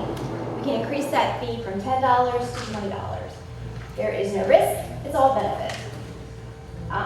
This will provide courthouse security, provide their funding, assist in their funding. And like I said, there's no cost, we just assess to the defendants. I have also included, basically, in the state, as you can see on the first page, we received 13.3 million. Localities received that throughout the state last year. If we increase it, obviously we're going to double that. $26.6 projected $1 million. I've included the code section that allows that. Subsection D increases the fee from $10 to $20. Up to. Doesn't have to be 10, but obviously, Mr. Butler would like 10. Sheriff Butler would like 10. I have also included, I went through today and contacted the 2 district courts as well, and they were able to provide me some numbers on short notice because I just found out about this yesterday. So this is pretty well just thrown together, but basically in 2019, Circuit Court concluded 1,105 cases, and that included revocations on cases as well as cases that were commenced in the Circuit Court. As you can see, a $10 increase would have added an additional $11,050 to those coffers. District Court, JDR, doesn't generally assess as much. Typically, of course, general district court is where your income generator is. By these numbers, district court could have added another $34,280 this year alone, considering we've had basically 0 court in district court for 3 months. That's saying a lot. So last year they provided $95,250 in additional revenues for the locality. Warren County Circuit Court collections, and this is where it gets a little different because defendants don't always pay their costs. In the circuit court, we collected in 2019 $1,914.91 that went toward that fund. So far, we're at $762.03. But now, general district court, people that get a traffic ticket generally tend to pay that. So the income generator is where that money's coming in. So as you can see, it's a huge benefit with no risk at all. We already have that in place. It's a state code. It's already there. So this would just increase that amount and allow Mr. Butler to hopefully provide us with some more security at the courthouse. We could use all the help we can get. Mr. Chairman, just a couple things. One, in your packet is a summary, a spreadsheet showing the last 10 years of collections. We've averaged well over $70,000 per year at our current $10 rate. We budget approximately $25,000 a year for capital improvements for courthouse security. And according to the STEML, this current year, we spent about $154,000. So between the part-time salaries for Mark's security detail there. So you add the 154 and the 25, you're approximately almost 180,000. We're spending and we're collecting 70. If you doubled the average of the last 10 years of 70, you'd be collecting 140, come a little bit closer to maybe coming about 2/3 of your cost of what it costs to secure the courthouse currently. Yeah, we actually, also, once we hit the 40,000 threshold, that means we're gonna have more court deputies to pay, so we're gonna need those positions because of the 40,000. There's a lot of things we're not doing for court security, and we've been talking about it with all the the clerks in the Commonwealth trying to make it better. Sorry. I thought I spoke loud enough, but. Well, I just want to make sure you're picked up on the video. I got you. There's a lot of things we've been trying to do at the courthouse to increase security. We know our security at the courthouse, the building's old. It's not as safe for our Commonwealth attorneys and people working in there. We're trying to get to that. Possibly changing the locks, we got a bid of $25,000. So we're not asking for money, we're just asking to bring in something to actually cut the cost from the county. So we're doing something different than what we normally hear there. But I appreciate it. Thank So you. listen, ours is easy compared to what you have tonight. So, do you have any questions? Basically, if this goes through, it's a matter of my contacting Richmond and saying yes. Increase just internally up our take from 10 to 20 bucks. And that would be the same for the district courts as well. They would do the same. They would follow suit. Any questions? Is Emily over there? She stepped out. She'll be back. Yeah, we need to get that on the 23rd, so we can, We'll take care of that. Yep. thank you. Thank you very much. And where Emily is, thank her very much for all the help she's given putting all of our orders out, publishing all of our orders to the website, because we've been bombarding her with several the last couple months. So. Next on our agenda is the ordinance to amend and reorder section 177-3 of the Warren County Code, recreational shooting of firearms in Dungadin subdivision.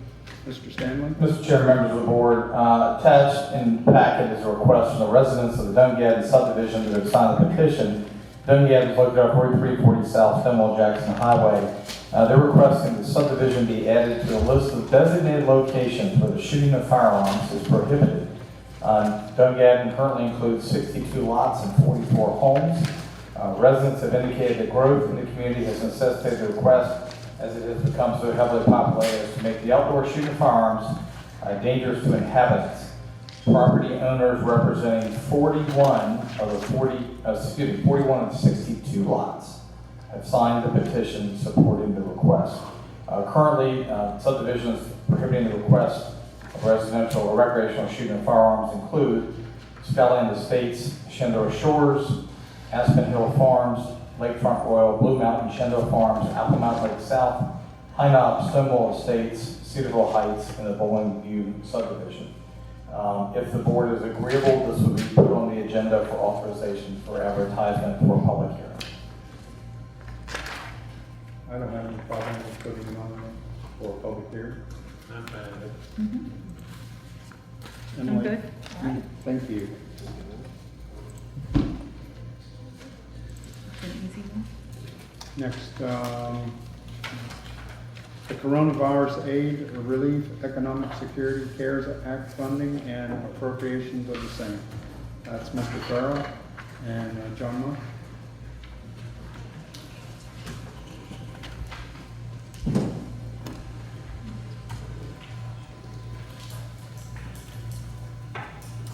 Mr. Chairman, ladies and gentlemen, good evening.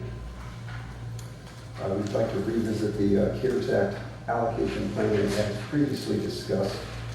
This evening, I would like to confirm with you the broad categories by which we will allocate the CARES Act funds, the percentage we allocate to each category, and then specifically this evening if we want to proceed with the broadband category or not.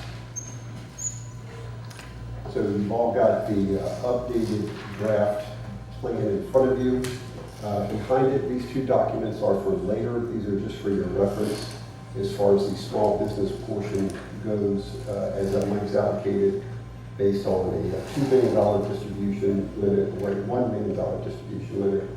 And then finally, the last page that you have in front of you is if we decide to not go with broadband, how the chart would look reallocating those funds to the county. So I guess the first piece, are you all in agreement or have any comments to the category of small business? Are we good having a small business category? Yes, absolutely. And are we okay with 50% of our funds going towards small business? any discussion there. Is there any now ability to change that? Should we make that decision that we want half, and then, for instance, we discover broadband isn't a possibility?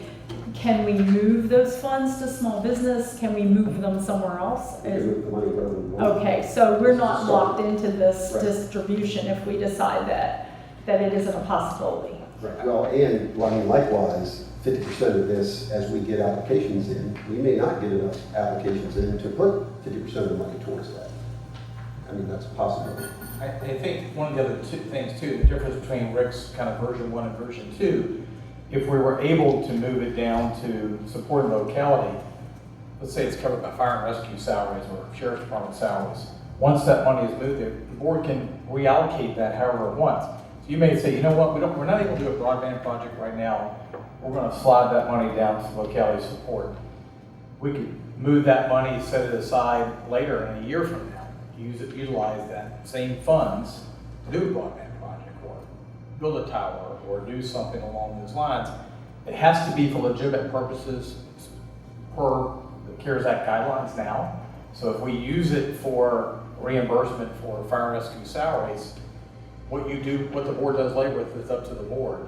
But I think that's why Rick's been, we want to make sure we're able to obtain every dollar we can, and then be able to maximize it. As Rick said, maybe we get 70% kind of theory and applications, and Rick comes back to the board and said, look, potentially we're going to give out all the money we've got to small business. We're not using anything for broadband. Do you want to reallocate a portion of that over to give it back out to businesses? And that would be up to the board at that time. So is that something too that I think there's something in there? There would be enough cost for ENS that could exhaust the total amount that we have right now? Approximately $500,000 a month would go towards fire and the sheriff's salary. So easily we could put a lot of this back into salary for now. And then, as Mr. Stanley said, that buys you time to think about how we want to reallocate those dollars later. That's what I want to make sure that we could do that, and that way the 2.1 million or whatever, we would have that sitting as a surplus that we could redistribute what we want to do. The only concern I have there is I want to make sure that we spend that money as quickly as possible to the businesses and the ones that need it. If we made that decision tonight, which we can't, and we said we're going to have it all go technically to the $500,000 a month, what would be the time frame? Would that be, at our 21st meeting, we say that's what we're going to do, and then that immediately gives us that surplus? What I would recommend is this evening, if we do want to give money to small business, and it's 50%, so that we can advertise to the community, here's how much we're looking at, here's your application timeline, we can start getting those applications in, so that if we run short on applications, we have enough time to flex and move it somewhere else, and we get all our receipts back in, and we're not running into any administrative issues with the fund. The thing is, we can't do anything tonight. We have to make that formal decision on the 21st. Right. So we can prep, right. The next meeting to be ready to move out next week. Is there a time frame that this development has to take place within a certain time? December 30th is the dead last. December this year. Right. Now, the timeline that we talked about previously is, I've got a conservative timeline that gets us to the end with plenty of time to get all the receipts in, so when we do the audit, we're not backed up against the timeline. That's the thing too, I guess, that was mentioned previously in an email we got too, as far as the state has set aside, I think, 50, 56, 66 million, something like that, for broadband for other localities. I'm not seeing anything concrete on that. But the only thing I can think is that 95 counties in Virginia, excuse me, and with the more populous counties, they're probably going to be set. But I know in Southwest Virginia, there's some large counties down there, very rural, more so than Warren County. I know I went to some briefing and they said that they didn't even have, half the county had cell coverage. So I figure that whatever that figure is, it's gonna be very competitive as far as trying to get that. And then the other thing too, I think with the broadband you mentioned, was that if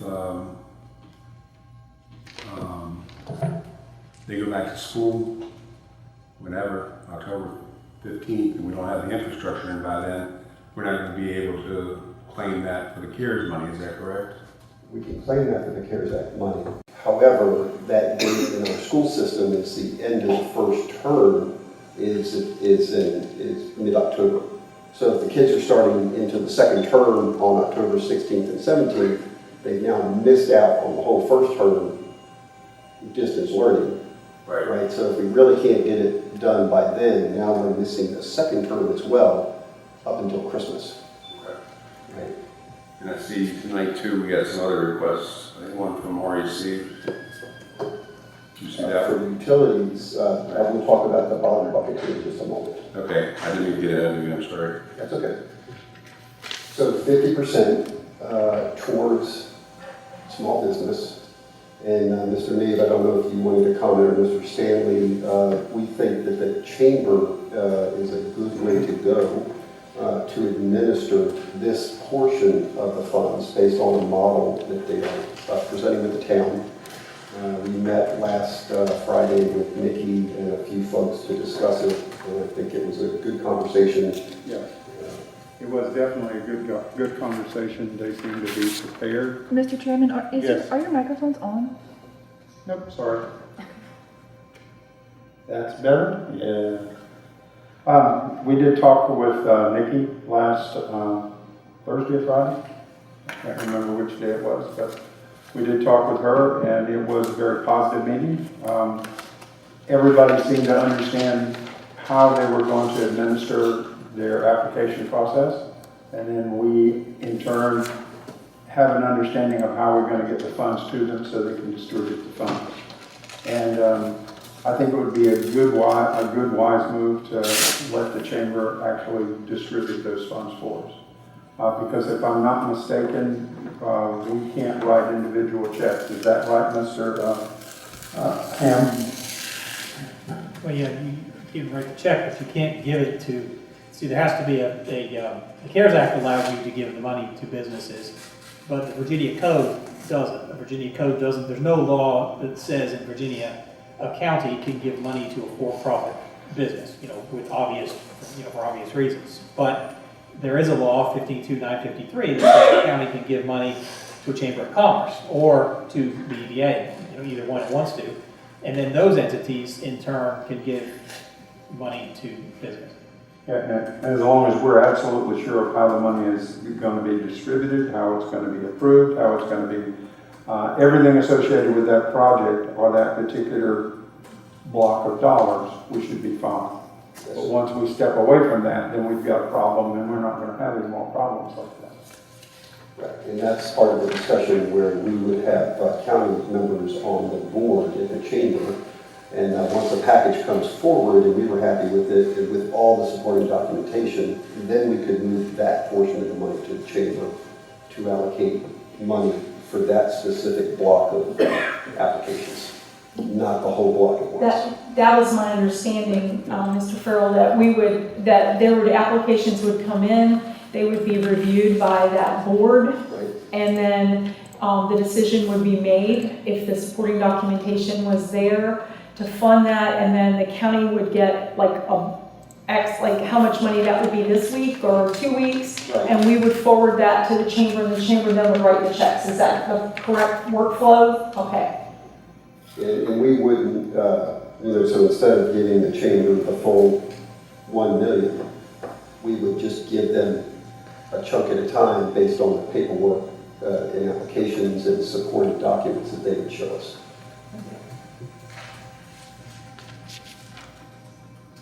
I don't have any more questions on that particular part of it. Okay, so small business, 50%, chamber would manage that piece for us. So the next category then would be broadband. What I would humbly ask this evening is if we think we can get broadband in place in a reasonable period of time, then let's keep it. If we can't get it in place to where the kids are being serviced by October 16th, and we can get the money to the provider in And time. I'm still running a conversation with Comcast and one of the wireless companies. I don't have an answer yet. I think we still leave it to pot. I think we're trying to move forward with some vetting options. If we leave it in the pot and can move it to either small business, the county, we can take care of it. If we can get them to commit, and they're looking at being able to commit to go in and streamline and get the work done by October, if they can commit to that, then I think we definitely look at moving forward. If it's a long-term prospect, maybe move it down to locality support, eventually set the money aside and maybe come back and use it later. I think it's a great use of it, but they have to move quickly if they're going to be able to make it happen. When you say set the money aside, now my understanding the CARES Act requires that you spend the money by December 30th. So we are not really setting the money aside. We're using money that we had budgeted somewhere else, is what you're saying, correct. right? You can use that to offset those salaries for fire and rescue and take that money and set it aside. I just want it to be very clear for our constituents that we're not playing a shell game. That this is how we're doing this, and it's legitimate under the CARES Act funding that we can do this. The CARES Act money can legitimately used for public safety personnel. Okay, and their salaries. And then we stop. We stop. Okay. Later on now, we're going to have some extra money, Right. right? Then you can do with that extra money what you want to do with that extra money, right? Fully understood. So for now, we'll leave broadband as a category as it is stated for this evening. Do you think that you'll have an answer by the 21st? I may very well have one way or another. I'm hopeful. And the wireless company's a little shakier, but certainly I think Comcast will have an answer possibly by next week. So I think for now, tonight, we can still leave both options. We can put two motions on the cover sheet for you and say, option 1 or option 2. Option 2 being the one with no broadband, or option 1 being the one with broadband. But, until I get something on letterhead from them to say, yes, we could do it, and We've been talking with them for a period of time now, and we know that they know there's a certain amount of urgency that needs to be involved in it. And I look at it from an old thought that it takes time to engineer it. It takes time to get the product ordered. It takes time to get the crews in place. It takes time to actually string the wire or make the connections, and it takes time. And I'm afraid that our time will run out before we can ever.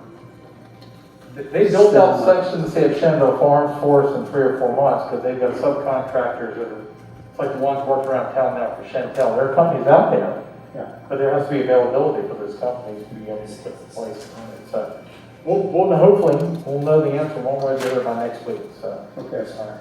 Mr. Stanley, how many miles of county are we talking about that is without broadband? I know we know children numbers, right? But miles, do we know? Well, I know we're talking value. We could have spent $8 million easily on just part of what their needs were. Okay. If you're talking, 50,000 plus per mile, it's not cheap. But if you can, the stuff that there's no availability at all, it's better to go after the Betty grant. Right. We submit a generic letter in for that. If it's an area that is really low speed, but there is some competition, but you could bring in much higher speed and kids could actually use it for school service, that might be a better location for some of this. There's some areas that quote unquote have broadband, but it's less than 10 megabytes per second. It's not fast enough to really do anything, to do video, to do 2 students in the same household. So I think, if they can, I'm telling them, give me a section, give me a letter, give me a proposed cost, and something we can look forward to. If we can address some of the need, then I think we're going to look at it. If we can't, let's move the money to a different category and move on. Mr. Chairman, can I speak to this just for a minute? Yes, sir. There is in the guidance from the Treasury, Coronavirus Relief Fund Frequently Asked Questions, page 7. It actually specifically addresses this. May recipients use fund payments to expand rural broadband capacity to assist with distance learning and telework.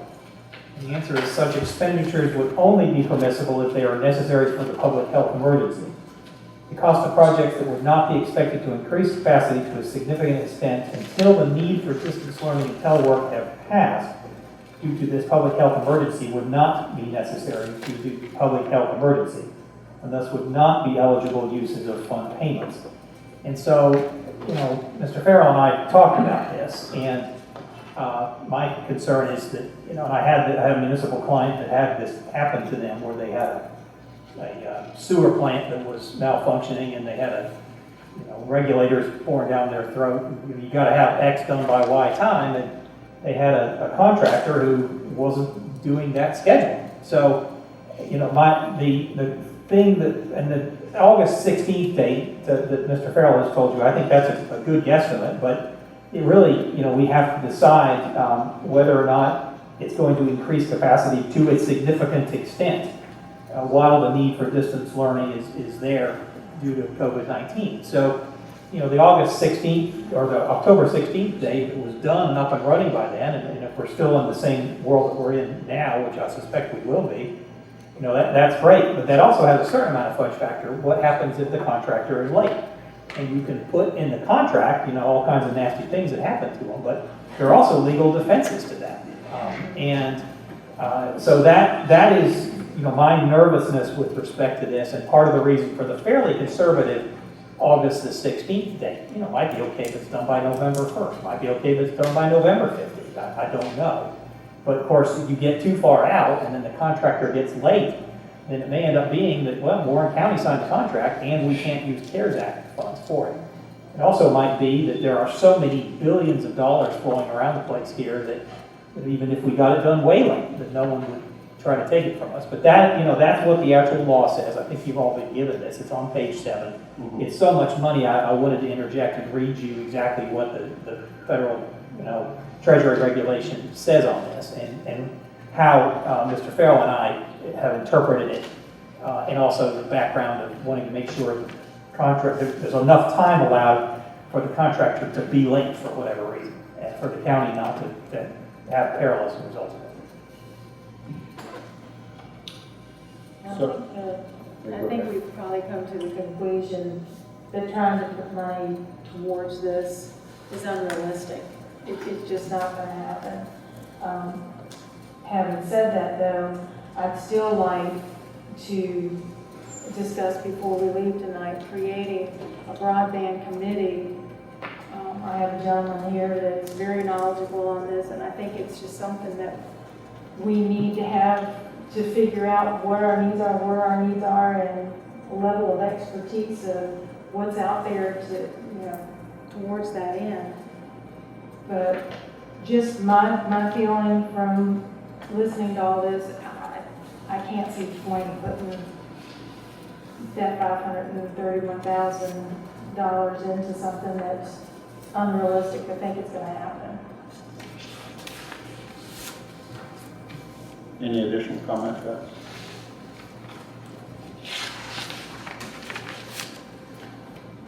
So if I'm understanding it correctly, Mr. Farrell could go ahead and adjust some numbers for us? As far as I'm concerned. Do we have to vote on that? We'll have to vote next week. If I can get a letter from Comcast of commitment, I'll bring it to you. If not, then we don't worry about it. We move on without you. That's fine. Yeah. I'll prepare it such that there's 2 motions or options.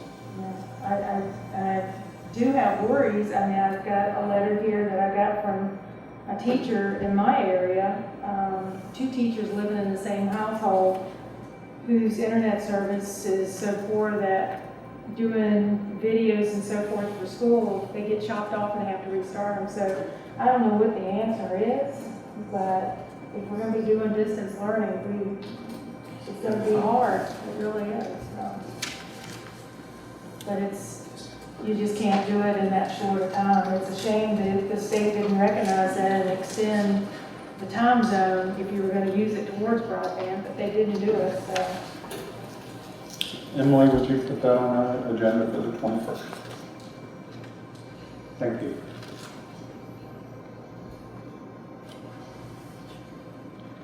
So the next next bucket then would be support to locality.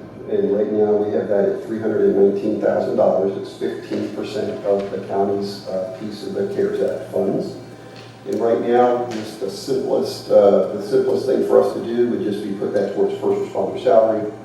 And then whatever else in the future you would want to come up with, whether it's pay back the courthouse for laptops, whatever. You can do that later with regular funds if you wanted to.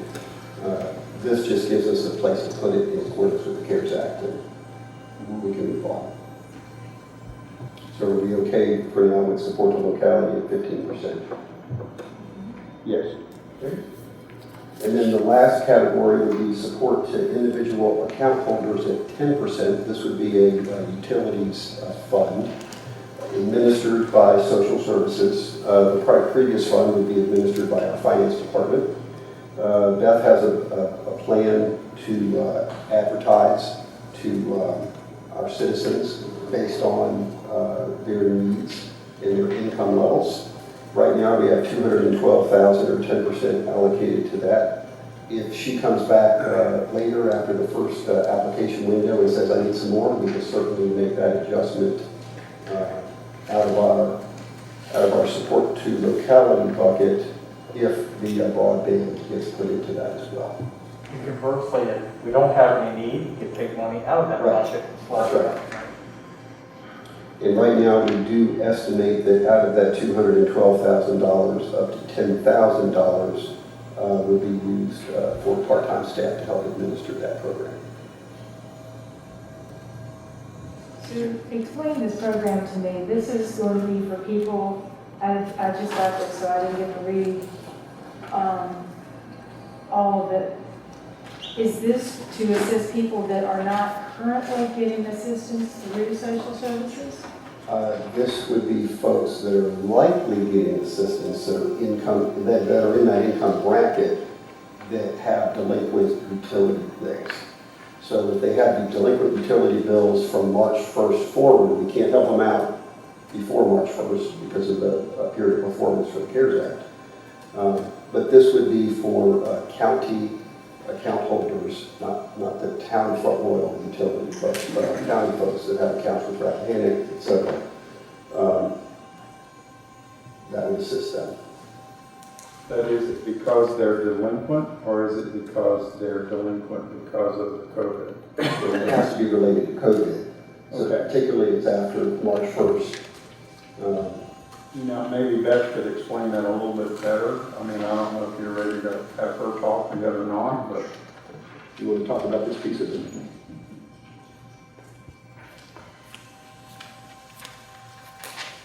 Typically, the funds that we have to help people with utilities are very, very limited, so we turn most people away.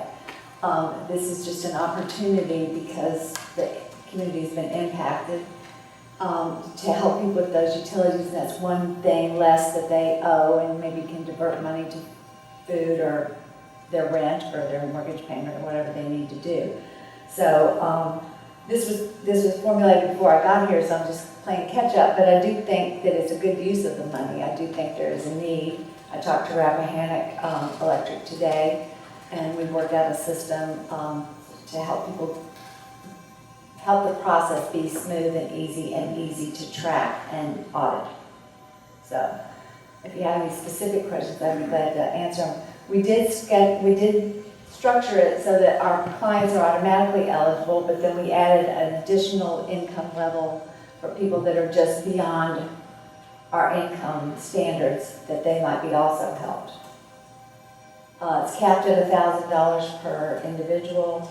That doesn't mean that everyone gets that much. We will contact Rappahannock and find out exactly how much the person owes from March to current.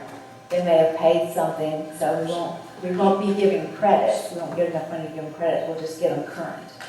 And that's the we said Rappahannock, but that also includes the Little Shenandoah Valley. Yeah. I was going to say Shenandoah Valley's in my area. Yeah, and I'm not familiar with all the companies, so. And a little bit of the town Front Royal that goes down downtown with as well.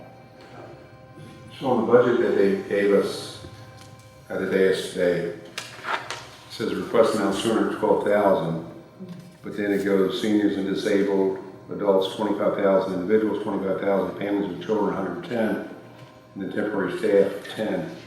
So that comes up to 170. So where's the other 40,000? I didn't do that calculation, so it'll all be distributed. That breakdown, it would be almost impossible to screen the applicants to be in those buckets. So, we So will. maybe it's more in one bucket less than another. Yeah, that's kind of guide to kind of let y'all know what the need might be based on those demographics. But to distribute it that finitely would be onerous for the staff. And if there's money left over, There's money left over, we'll go back to localities. but this thing, we would still got that time period too. Right, so what Beth and I will be talking, she'll do 2 application windows, if you will. Our goal would be by the end of August would be the second window. So by mid-August, we'll know if she thinks she's going to need more than 212 to do this. And if it's less, then we can keep it at that, and we'll see how the next window goes to the end of August, and we'll close it out. We want to make it as quick and efficient as we can for both the clients and for the department and not have a lot of administrative costs, but still have an audit trail that's appropriate. So, that's kind of how I structured it. And I would assume if people haven't paid their bills since March 1st, that there'll be large bills that we'll need to pay, up to $1,000. And I hate to make anybody feel like I'm insinuating anything, but there's an oversight process with Chamber. What is the oversight process here? Well, we'll have an application. People have to fill out an application. They'll have to provide verification and identity. And so we will determine eligibility case by case. And then we will, I've worked out a process with the finance department on how we're going to make those payments and what the backup. We'll have it paper backup and we'll also have an electronic backup. So the county will actually be paying the bill? To the vendor. We won't make the. So the county will actually, your finance department will be paying Yeah. Rappahannock Electric? Yes. On Rather than behalf of individual A? Yes. Okay. With a list of names, accounts. Otherwise, you can't guarantee where that money's going to go. I was going to say. Yeah, and what we talked about was working with the 2 power companies to get us a single invoice that has it broken down by applicant name so that we can match that up with the applications and everything. And then we would also have the canceled checks and everything, that we get back to show that we actually did make the payment. They'll hit the bank statement, so we should be okay. So these checks will be made out to either Shenandoah Electric Yes. or Rappahannock, not to an individual. That's my hope, yes. Oh, no, that's absolutely the way it's going to be.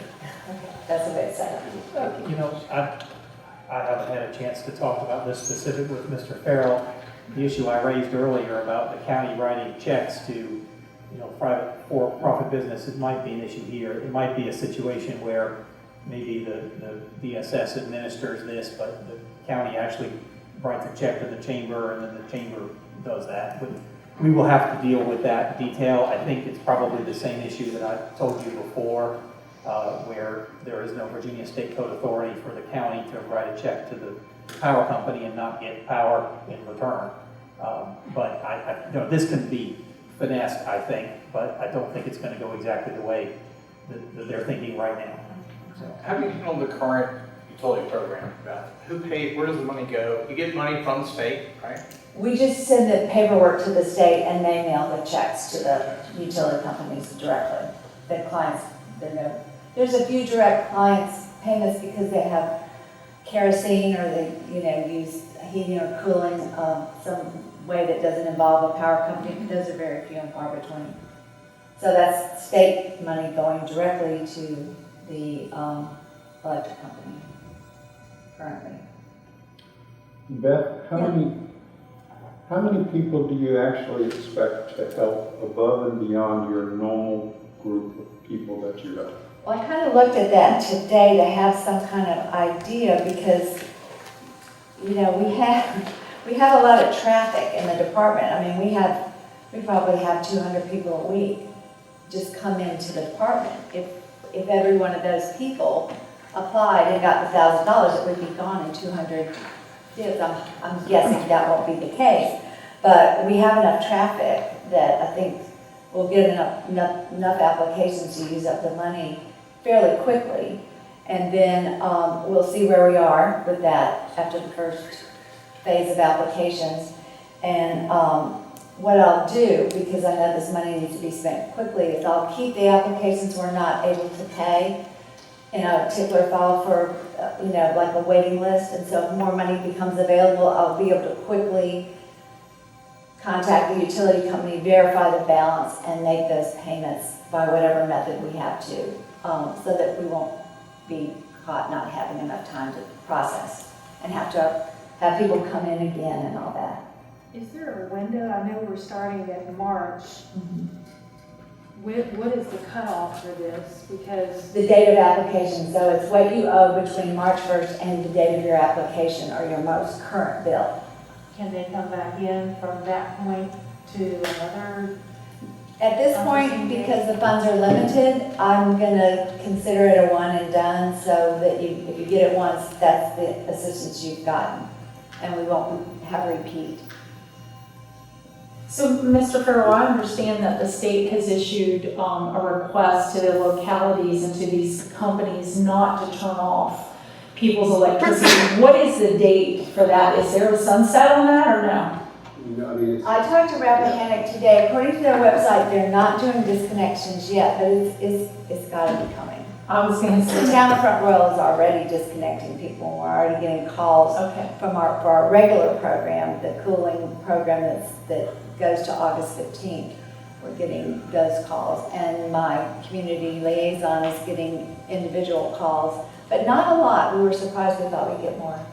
So, you know. For my understanding from public, my other client talked about this yesterday, that it's August the 8th for public utilities. And what the definition of a public utility is, like Dominion Power, for example. It wouldn't include the town of Front Royal utility provider. So August 8th, and of course that could change. Any other questions? Oh, I'll take your stuff. Thank you. Barry. All right, so to quickly recap, as I prepare for next week, small business is good at 50%, and I'll have the chamber administering the funds. And Jason, if we can talk working an agreement between us and the chamber, similar type of Rockingham or one of the other localities. The second bucket, we're leaving the broadband as it is for now. I'll have a few options that if we're not there, then we can choose the appropriate option. Support the localities at 15% is still good, and social services administering 10% of the funds at $212 for utility grants. That addresses our business community, it addresses our citizens, and it addresses us in here, and if we get broadband, it addresses the school. So I think we've covered most of the big categories here. Any other questions or comments? I know we got a request from 4-H Center. Would that come under the support the locality if we decide to go that way? Right now, I have it under small business. Okay. And that is the only hard request we have right now. So are nonprofits considered small business? That's this bucket, Jason, I mean, that's what we talked about. That's, okay. So the only two hard things we have right now, we have the chamber request already for 60 to 30-30 split with town, and we have the 4-H Center request. Anything else, sir? I don't have anything from the board. So what are we doing on the 21st? Is it a public hearing or is just we codify what we talked about tonight? That piece is the appropriation piece. Yeah, so basically the 21st is a public hearing. We've actually gone ahead and advertised it as of yesterday so that we get the full 7 days, but the Code of Virginia requires that budget adjustments over 1% require a public hearing. So that would take place on the 21st, and then after the public hearing is closed, then the Board of Supervisors would be able to vote on the additional appropriation of the 2021 budget. Same night. Yes, sir.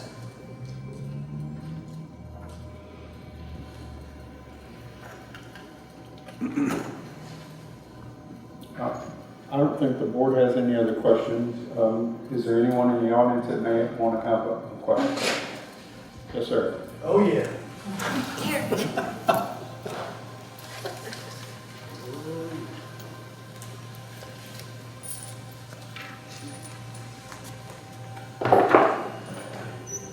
Yeah, I think a couple of weeks ago I, made some off-the-cuff remarks based on comments that I was hearing from the board members. And I think I sent an email to all of you, but I'm not certain everybody got that because I use a crazy text program that I've since updated, so I won't have this problem in the future. And looking at the buckets for the money, I agree with the comments of Cheryl and the chairman about the broadband. Yeah, it's a great idea. We're going to need to expand that because the citizens just need it. It's not something they can fund themselves. It's a general public advancement, but I think there are other options that we need to address the solution rather than this. There's too many ifs about it. Even if the letter comes back, Comcast said they're going to do it, are we going to take a risk? Are we going to end up holding the bag? No, it's not a wise thing. And I hear a discussion about the trying to help the individuals. Well, I think the whole idea about the stimulus money was to deal with businesses. You're only allocating 50% of the money to businesses. These are the people who run our economy. They're the employees. And 50% I just don't think is enough. The individuals got the $1,200. The people who had employment problems got unemployment and $600 a week. So for the people who were affected by COVID from an employment standpoint, income affected, and we're going to now try and cover some of the bills, the utility bills. The seniors didn't get affected by it because they didn't have jobs to lose. But they still got the individual money from the government. It was a windfall. So we're going to cut 10% off of the businesses to give to individuals when I don't understand how the idea actually came up. Yeah, we have DSS giving people money who have hard times, have a certain circumstance that comes up that's not in their planning, so it's a one-time kind of shock. But to take the money from business, this is what the whole stimulus money was supposed to address, to improve the economy. And they dealt with the individuals in another area. So I would ask you all to reconsider the 10% money going to the individuals. And as it relates to the small businesses, we're talking about using a chamber somehow. I don't understand why is there an application process at all? Why should we have to have businesses who have been affected by this jump through any kind of a hoop to get some compensation and diminish the impact that COVID has had on them? I spoke before about that the essential businesses, they stayed running. They benefited from this. The small businesses that were just single functions weren't allowed to open. So all the purchasing went to the essential businesses. So I would think that you don't have an application process. You identify the non-essential businesses. There won't be that many because we only have 200 and some businesses in the county. And I don't even think it's even that many because the town's got a lot of businesses there that we're not providing any money for. We gave them a chunk to the town, and they're going to cover the businesses in their locality. So I don't understand what the application is for. A lot of businesses are sole proprietor kind of businesses. The barbershops and the salons, they're not, big enterprises. So I have a friend who has a salon, and I said, I'm not going to deal with any of this bureaucracy. it's not worth my time for the little bit I'm gonna get.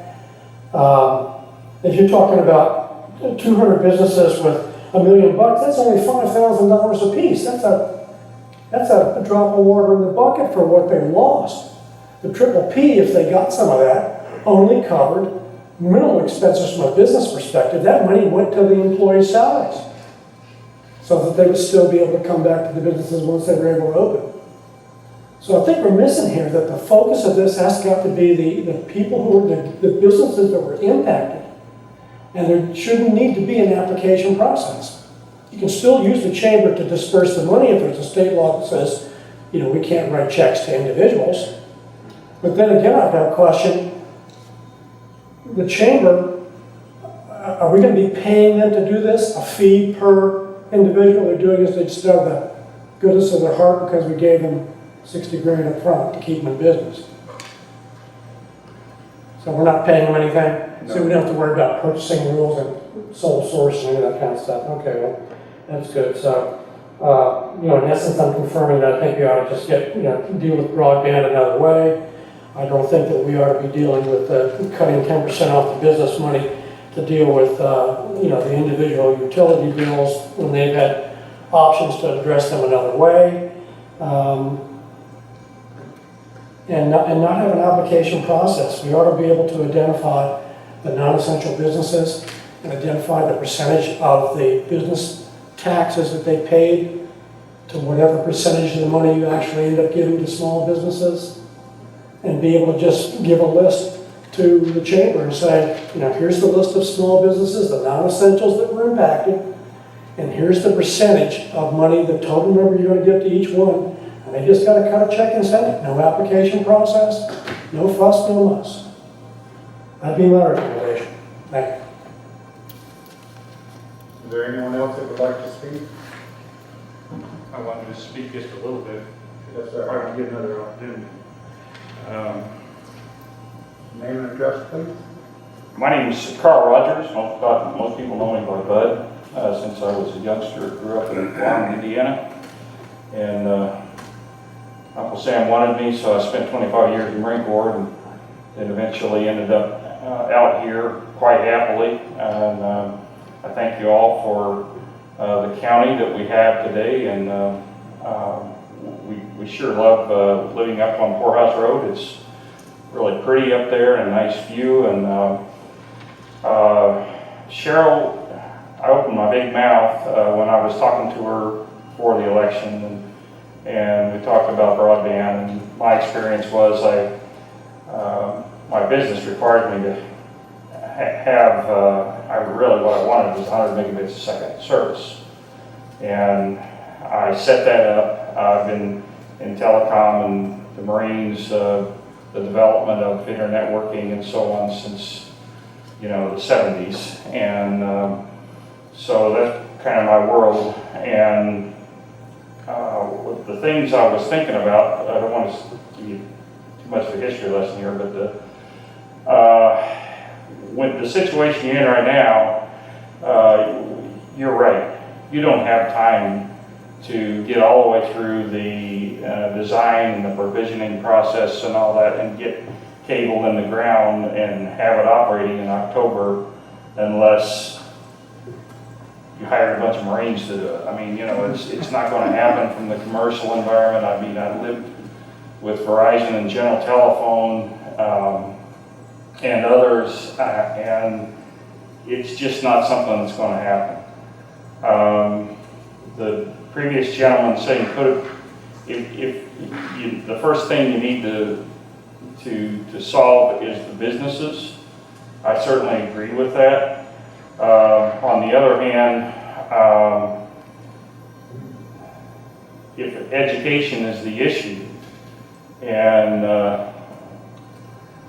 my sister's a school teacher, and she's the county where she's at in Massachusetts won't help her at all. She can't afford to bring in the service she needs. I set it up for her, but she just doesn't have the money to put it in place. The only thing that I see that you could do is going to have to be wireless.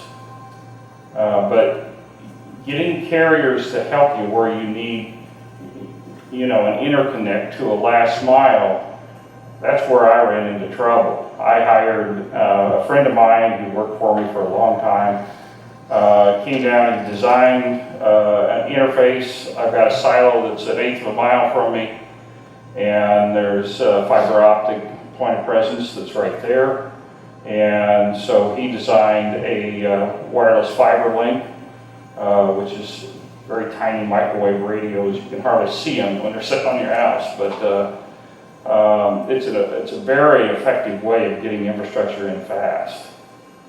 Because you bypass a lot of the design and provisioning process, getting stuff in the ground, certainly. Another thing that's kind of snuck into the area that I've taken advantage with, because I tried CenturyLink and it was impossible. I mean, and the service was so antiquated, and they're just sucking every last dollar they can out of that plant. They're not putting any money back into the plant. I understand that. It's a battle that you're fighting in the telecom business. So they got a lot of plant out there. It's very old. So what I was trying to do, you have a pretty good backbone that's running down 340. And that's pretty powerful. That can stretch across both of the northern and southern quadrants if you use a wireless solution. Again, that takes time. What we're talking about here, if I understand it right, is getting something in place for education. I don't know that how much money that's going to require, but it is going to require some thought. And my first thought is, in wireless, the quickest thing is what I did. I finally got to a point where a company has bought Sprint and T-Mobile service that's in this area, that serves this area. They're a nationwide company. But these are starting to spring up because there's excess 4G LTE bandwidth. And it's growing all the time as we get closer to 5G.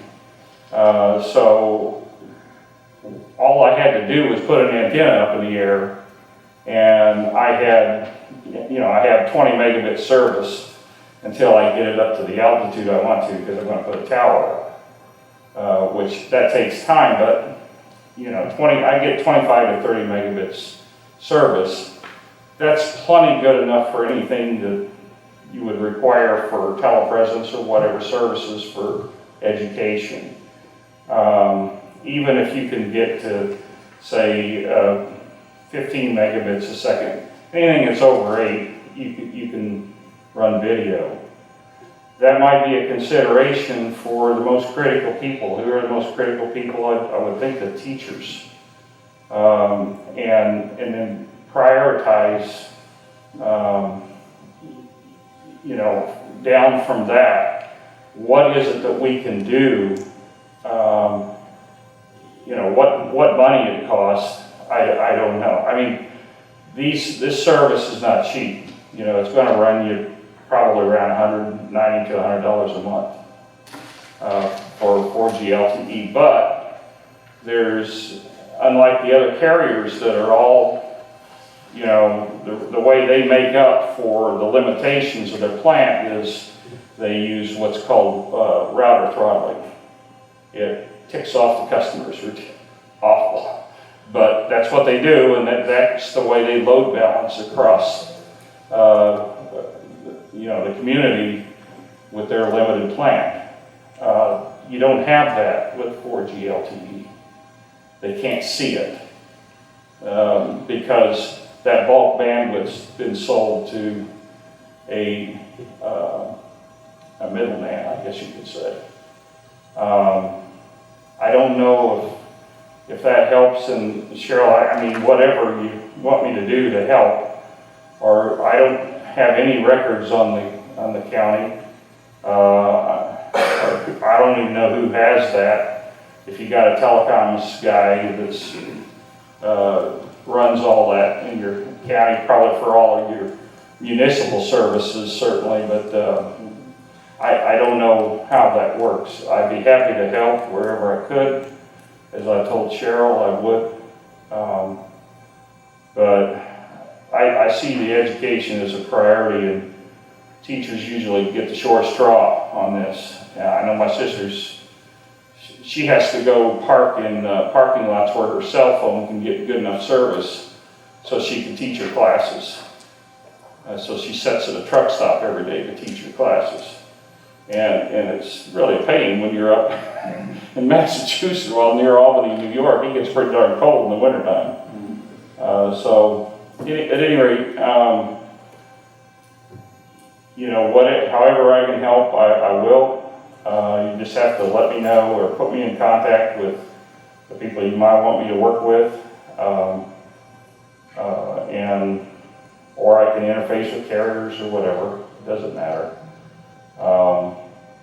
But I know that we really appreciate that. I mean, we obviously more people than us, especially somebody. well, it's just like, you know, the problem that I ran into is here. John Marcy is a good friend, and he runs a company up here in Winchester, and he set all this up, and here we are installing it. CenturyLink comes in, you can't do this. Why? Well, you know, we're an island. I said, that stuff went out with Judge Green in the 80s. You know, you can't come and tell me that. You've got to be a CELA or a commercial local exchange carrier. Oh, okay, that's what we are. So you can't tell me that you're going to tell me I can't have service when FCC says I will have service. Well, you know, we're CenturyLink and we're telling you, and I called their corporate offices and they said, that's tough. You know, you're not getting your service. Well, I've already bought this property and this contract was already inked. They didn't care. Well, I'm just one guy out of thousands here in the valley that's getting treated the same way. And we got to call a stop to this sort of stuff. I understand you can't just re-engineer every time somebody wants something, but then you need to make a portion of your infrastructure so that it adapts. And the only thing that adapts is wireless. And so the technology is out there. It's a little bit different than what we may be used to, but you can take all these holes in the county and patch it up with it until you get something better, and you do get it in, you know, do the longer term process of getting it in the ground. So anyway. We do appreciate your input. Thank you. Thank you for your time. Thank you for all that you're doing with the county. We're cleaning up the mess we had here. I was in awe of you guys stepping up and figuring this out and moving ahead. So that's my little piece. Thank you, Tom. Thank you very much.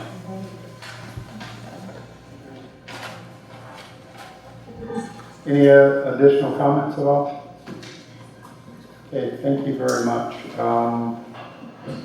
Next thing that we need to talk about very quickly is the reservation of rights. I believe that Dolores, you have something on that. Yeah, Mr. Chairman, Ms. Cullors and myself entered into a negotiation. We've been working with the town to solve the police department loan situation. We met, I think you guys know, with Ms. Cockrell and Chris, and the town has agreed to pay the payment for the month of July. As all of you know, there was no budget appropriated for the town police department payments beginning on July 1st. So with that sense of urgency, Ms. Cullors and I met a couple of times with the town council members, and they agreed, and it's in front of you. There's a reservation of rights agreement. The town agrees to pay half the payment because they still believe that it's 1.5% interest. That's what this assumption is based on. And it basically just says that they reserve the rights to continue to sue if they cannot come to some agreement with the county. I will say that Ms. Cullors and I are continuing to meet with them. The negotiations are ongoing. We're doing our best to move this ball forward. So if there's no objection to the reservation of rights, actually we had Sharon Pandak work with the town's attorneys to come up with this agreement. And if there's no objection to it, then, you know, I would ask that the county sign so that we could show good faith and move this forward. Put it on the 21st. Yeah, do we need this by the 21st? Yes. And we need to put this on the agenda on the 21st? Yes. Emily, can you do that for us? Yes, Mr. Chairman. Thank you. Ms. Oates, is it the intent for them to go ahead and you think tomorrow, just by consensus now to go ahead and get it paid? I was going to ask you, Mr. Stanley, I know we need a vote physically on this, but if we can come to a consensus, because the payment will be delinquent after tomorrow, and they are willing, they are ready to make the payment. If we agree to this, their council has agreed to this reservation of rights, if this body will agree to the same. I think, Mr. Chairman, she's just asking, is there a consensus among the board members that are in favor of it? Obviously, it's subject to formal approval by the board on the 21st of the next meeting. Thank you, Mr. Stanley, for helping me clarify that. That's okay. I would like to say that we have still not agreed on the 1.5%. We're still working on that. But this reservation of rights is much more palatable than the previous one. So I think that's a step in the right direction with our negotiations. Do they know anything about this at all yet? As it's coming back Yes. in town? Yes. Okay.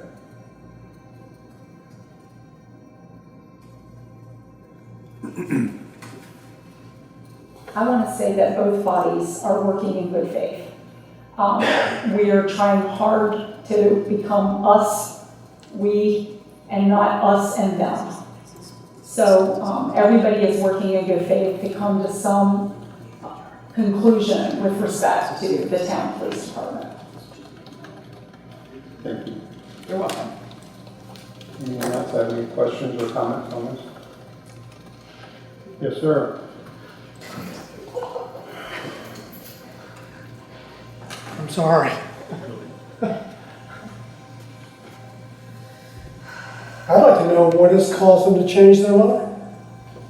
I don't trust them as far as I can throw them. You talk about good faith. What's good faith about them offering to pay what they've wanted to pay all along? That's not good faith.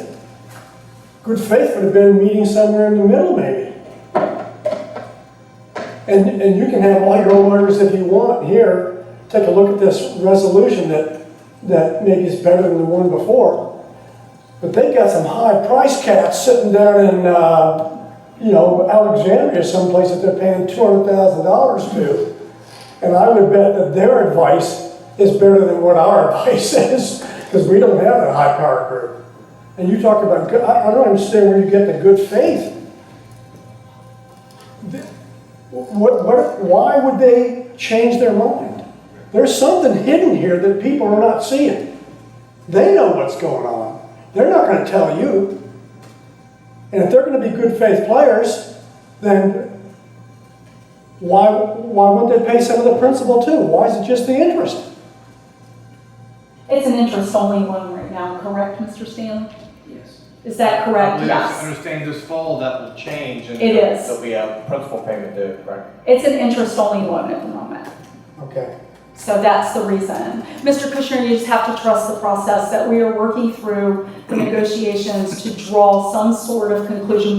Somebody has to move off center. Yeah, I trust you too. And we are working hard. Okay, but I know you all are not lawyers. And I know how slippery the We do have lawyers. Well, we have lawyers, yeah, good ones. Yeah. All right, well, I'm going to hold my breath because I feel I'm going to get hosed in this somehow. The county will. Well, we are very optimistic that this is a first step in the right direction. Thank you, Ms. Sellers. And, I think that everyone has weighed in on this. I don't want to speak for the EDA, but this is better than what we had before, which was nothing. So I find it encouraging. Is it everything we want? No, but we're gonna keep working on this.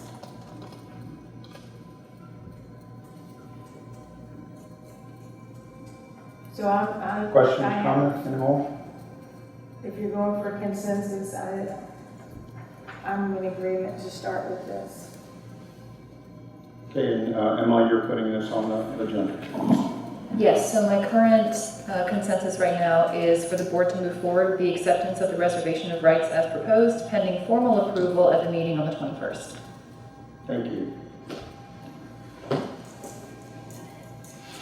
I have one more final thing very quickly. I understand that there's a request for the administrator's position to be filled. And we've got a thing that needs to be provided back to Mr. Daly by Thursday. So Yes. we can get it opened up so we can start getting applications. So just want to make the, I'm sorry? We're going to launch on Friday, so you need to get me some comments. Yes, sir. Other than that,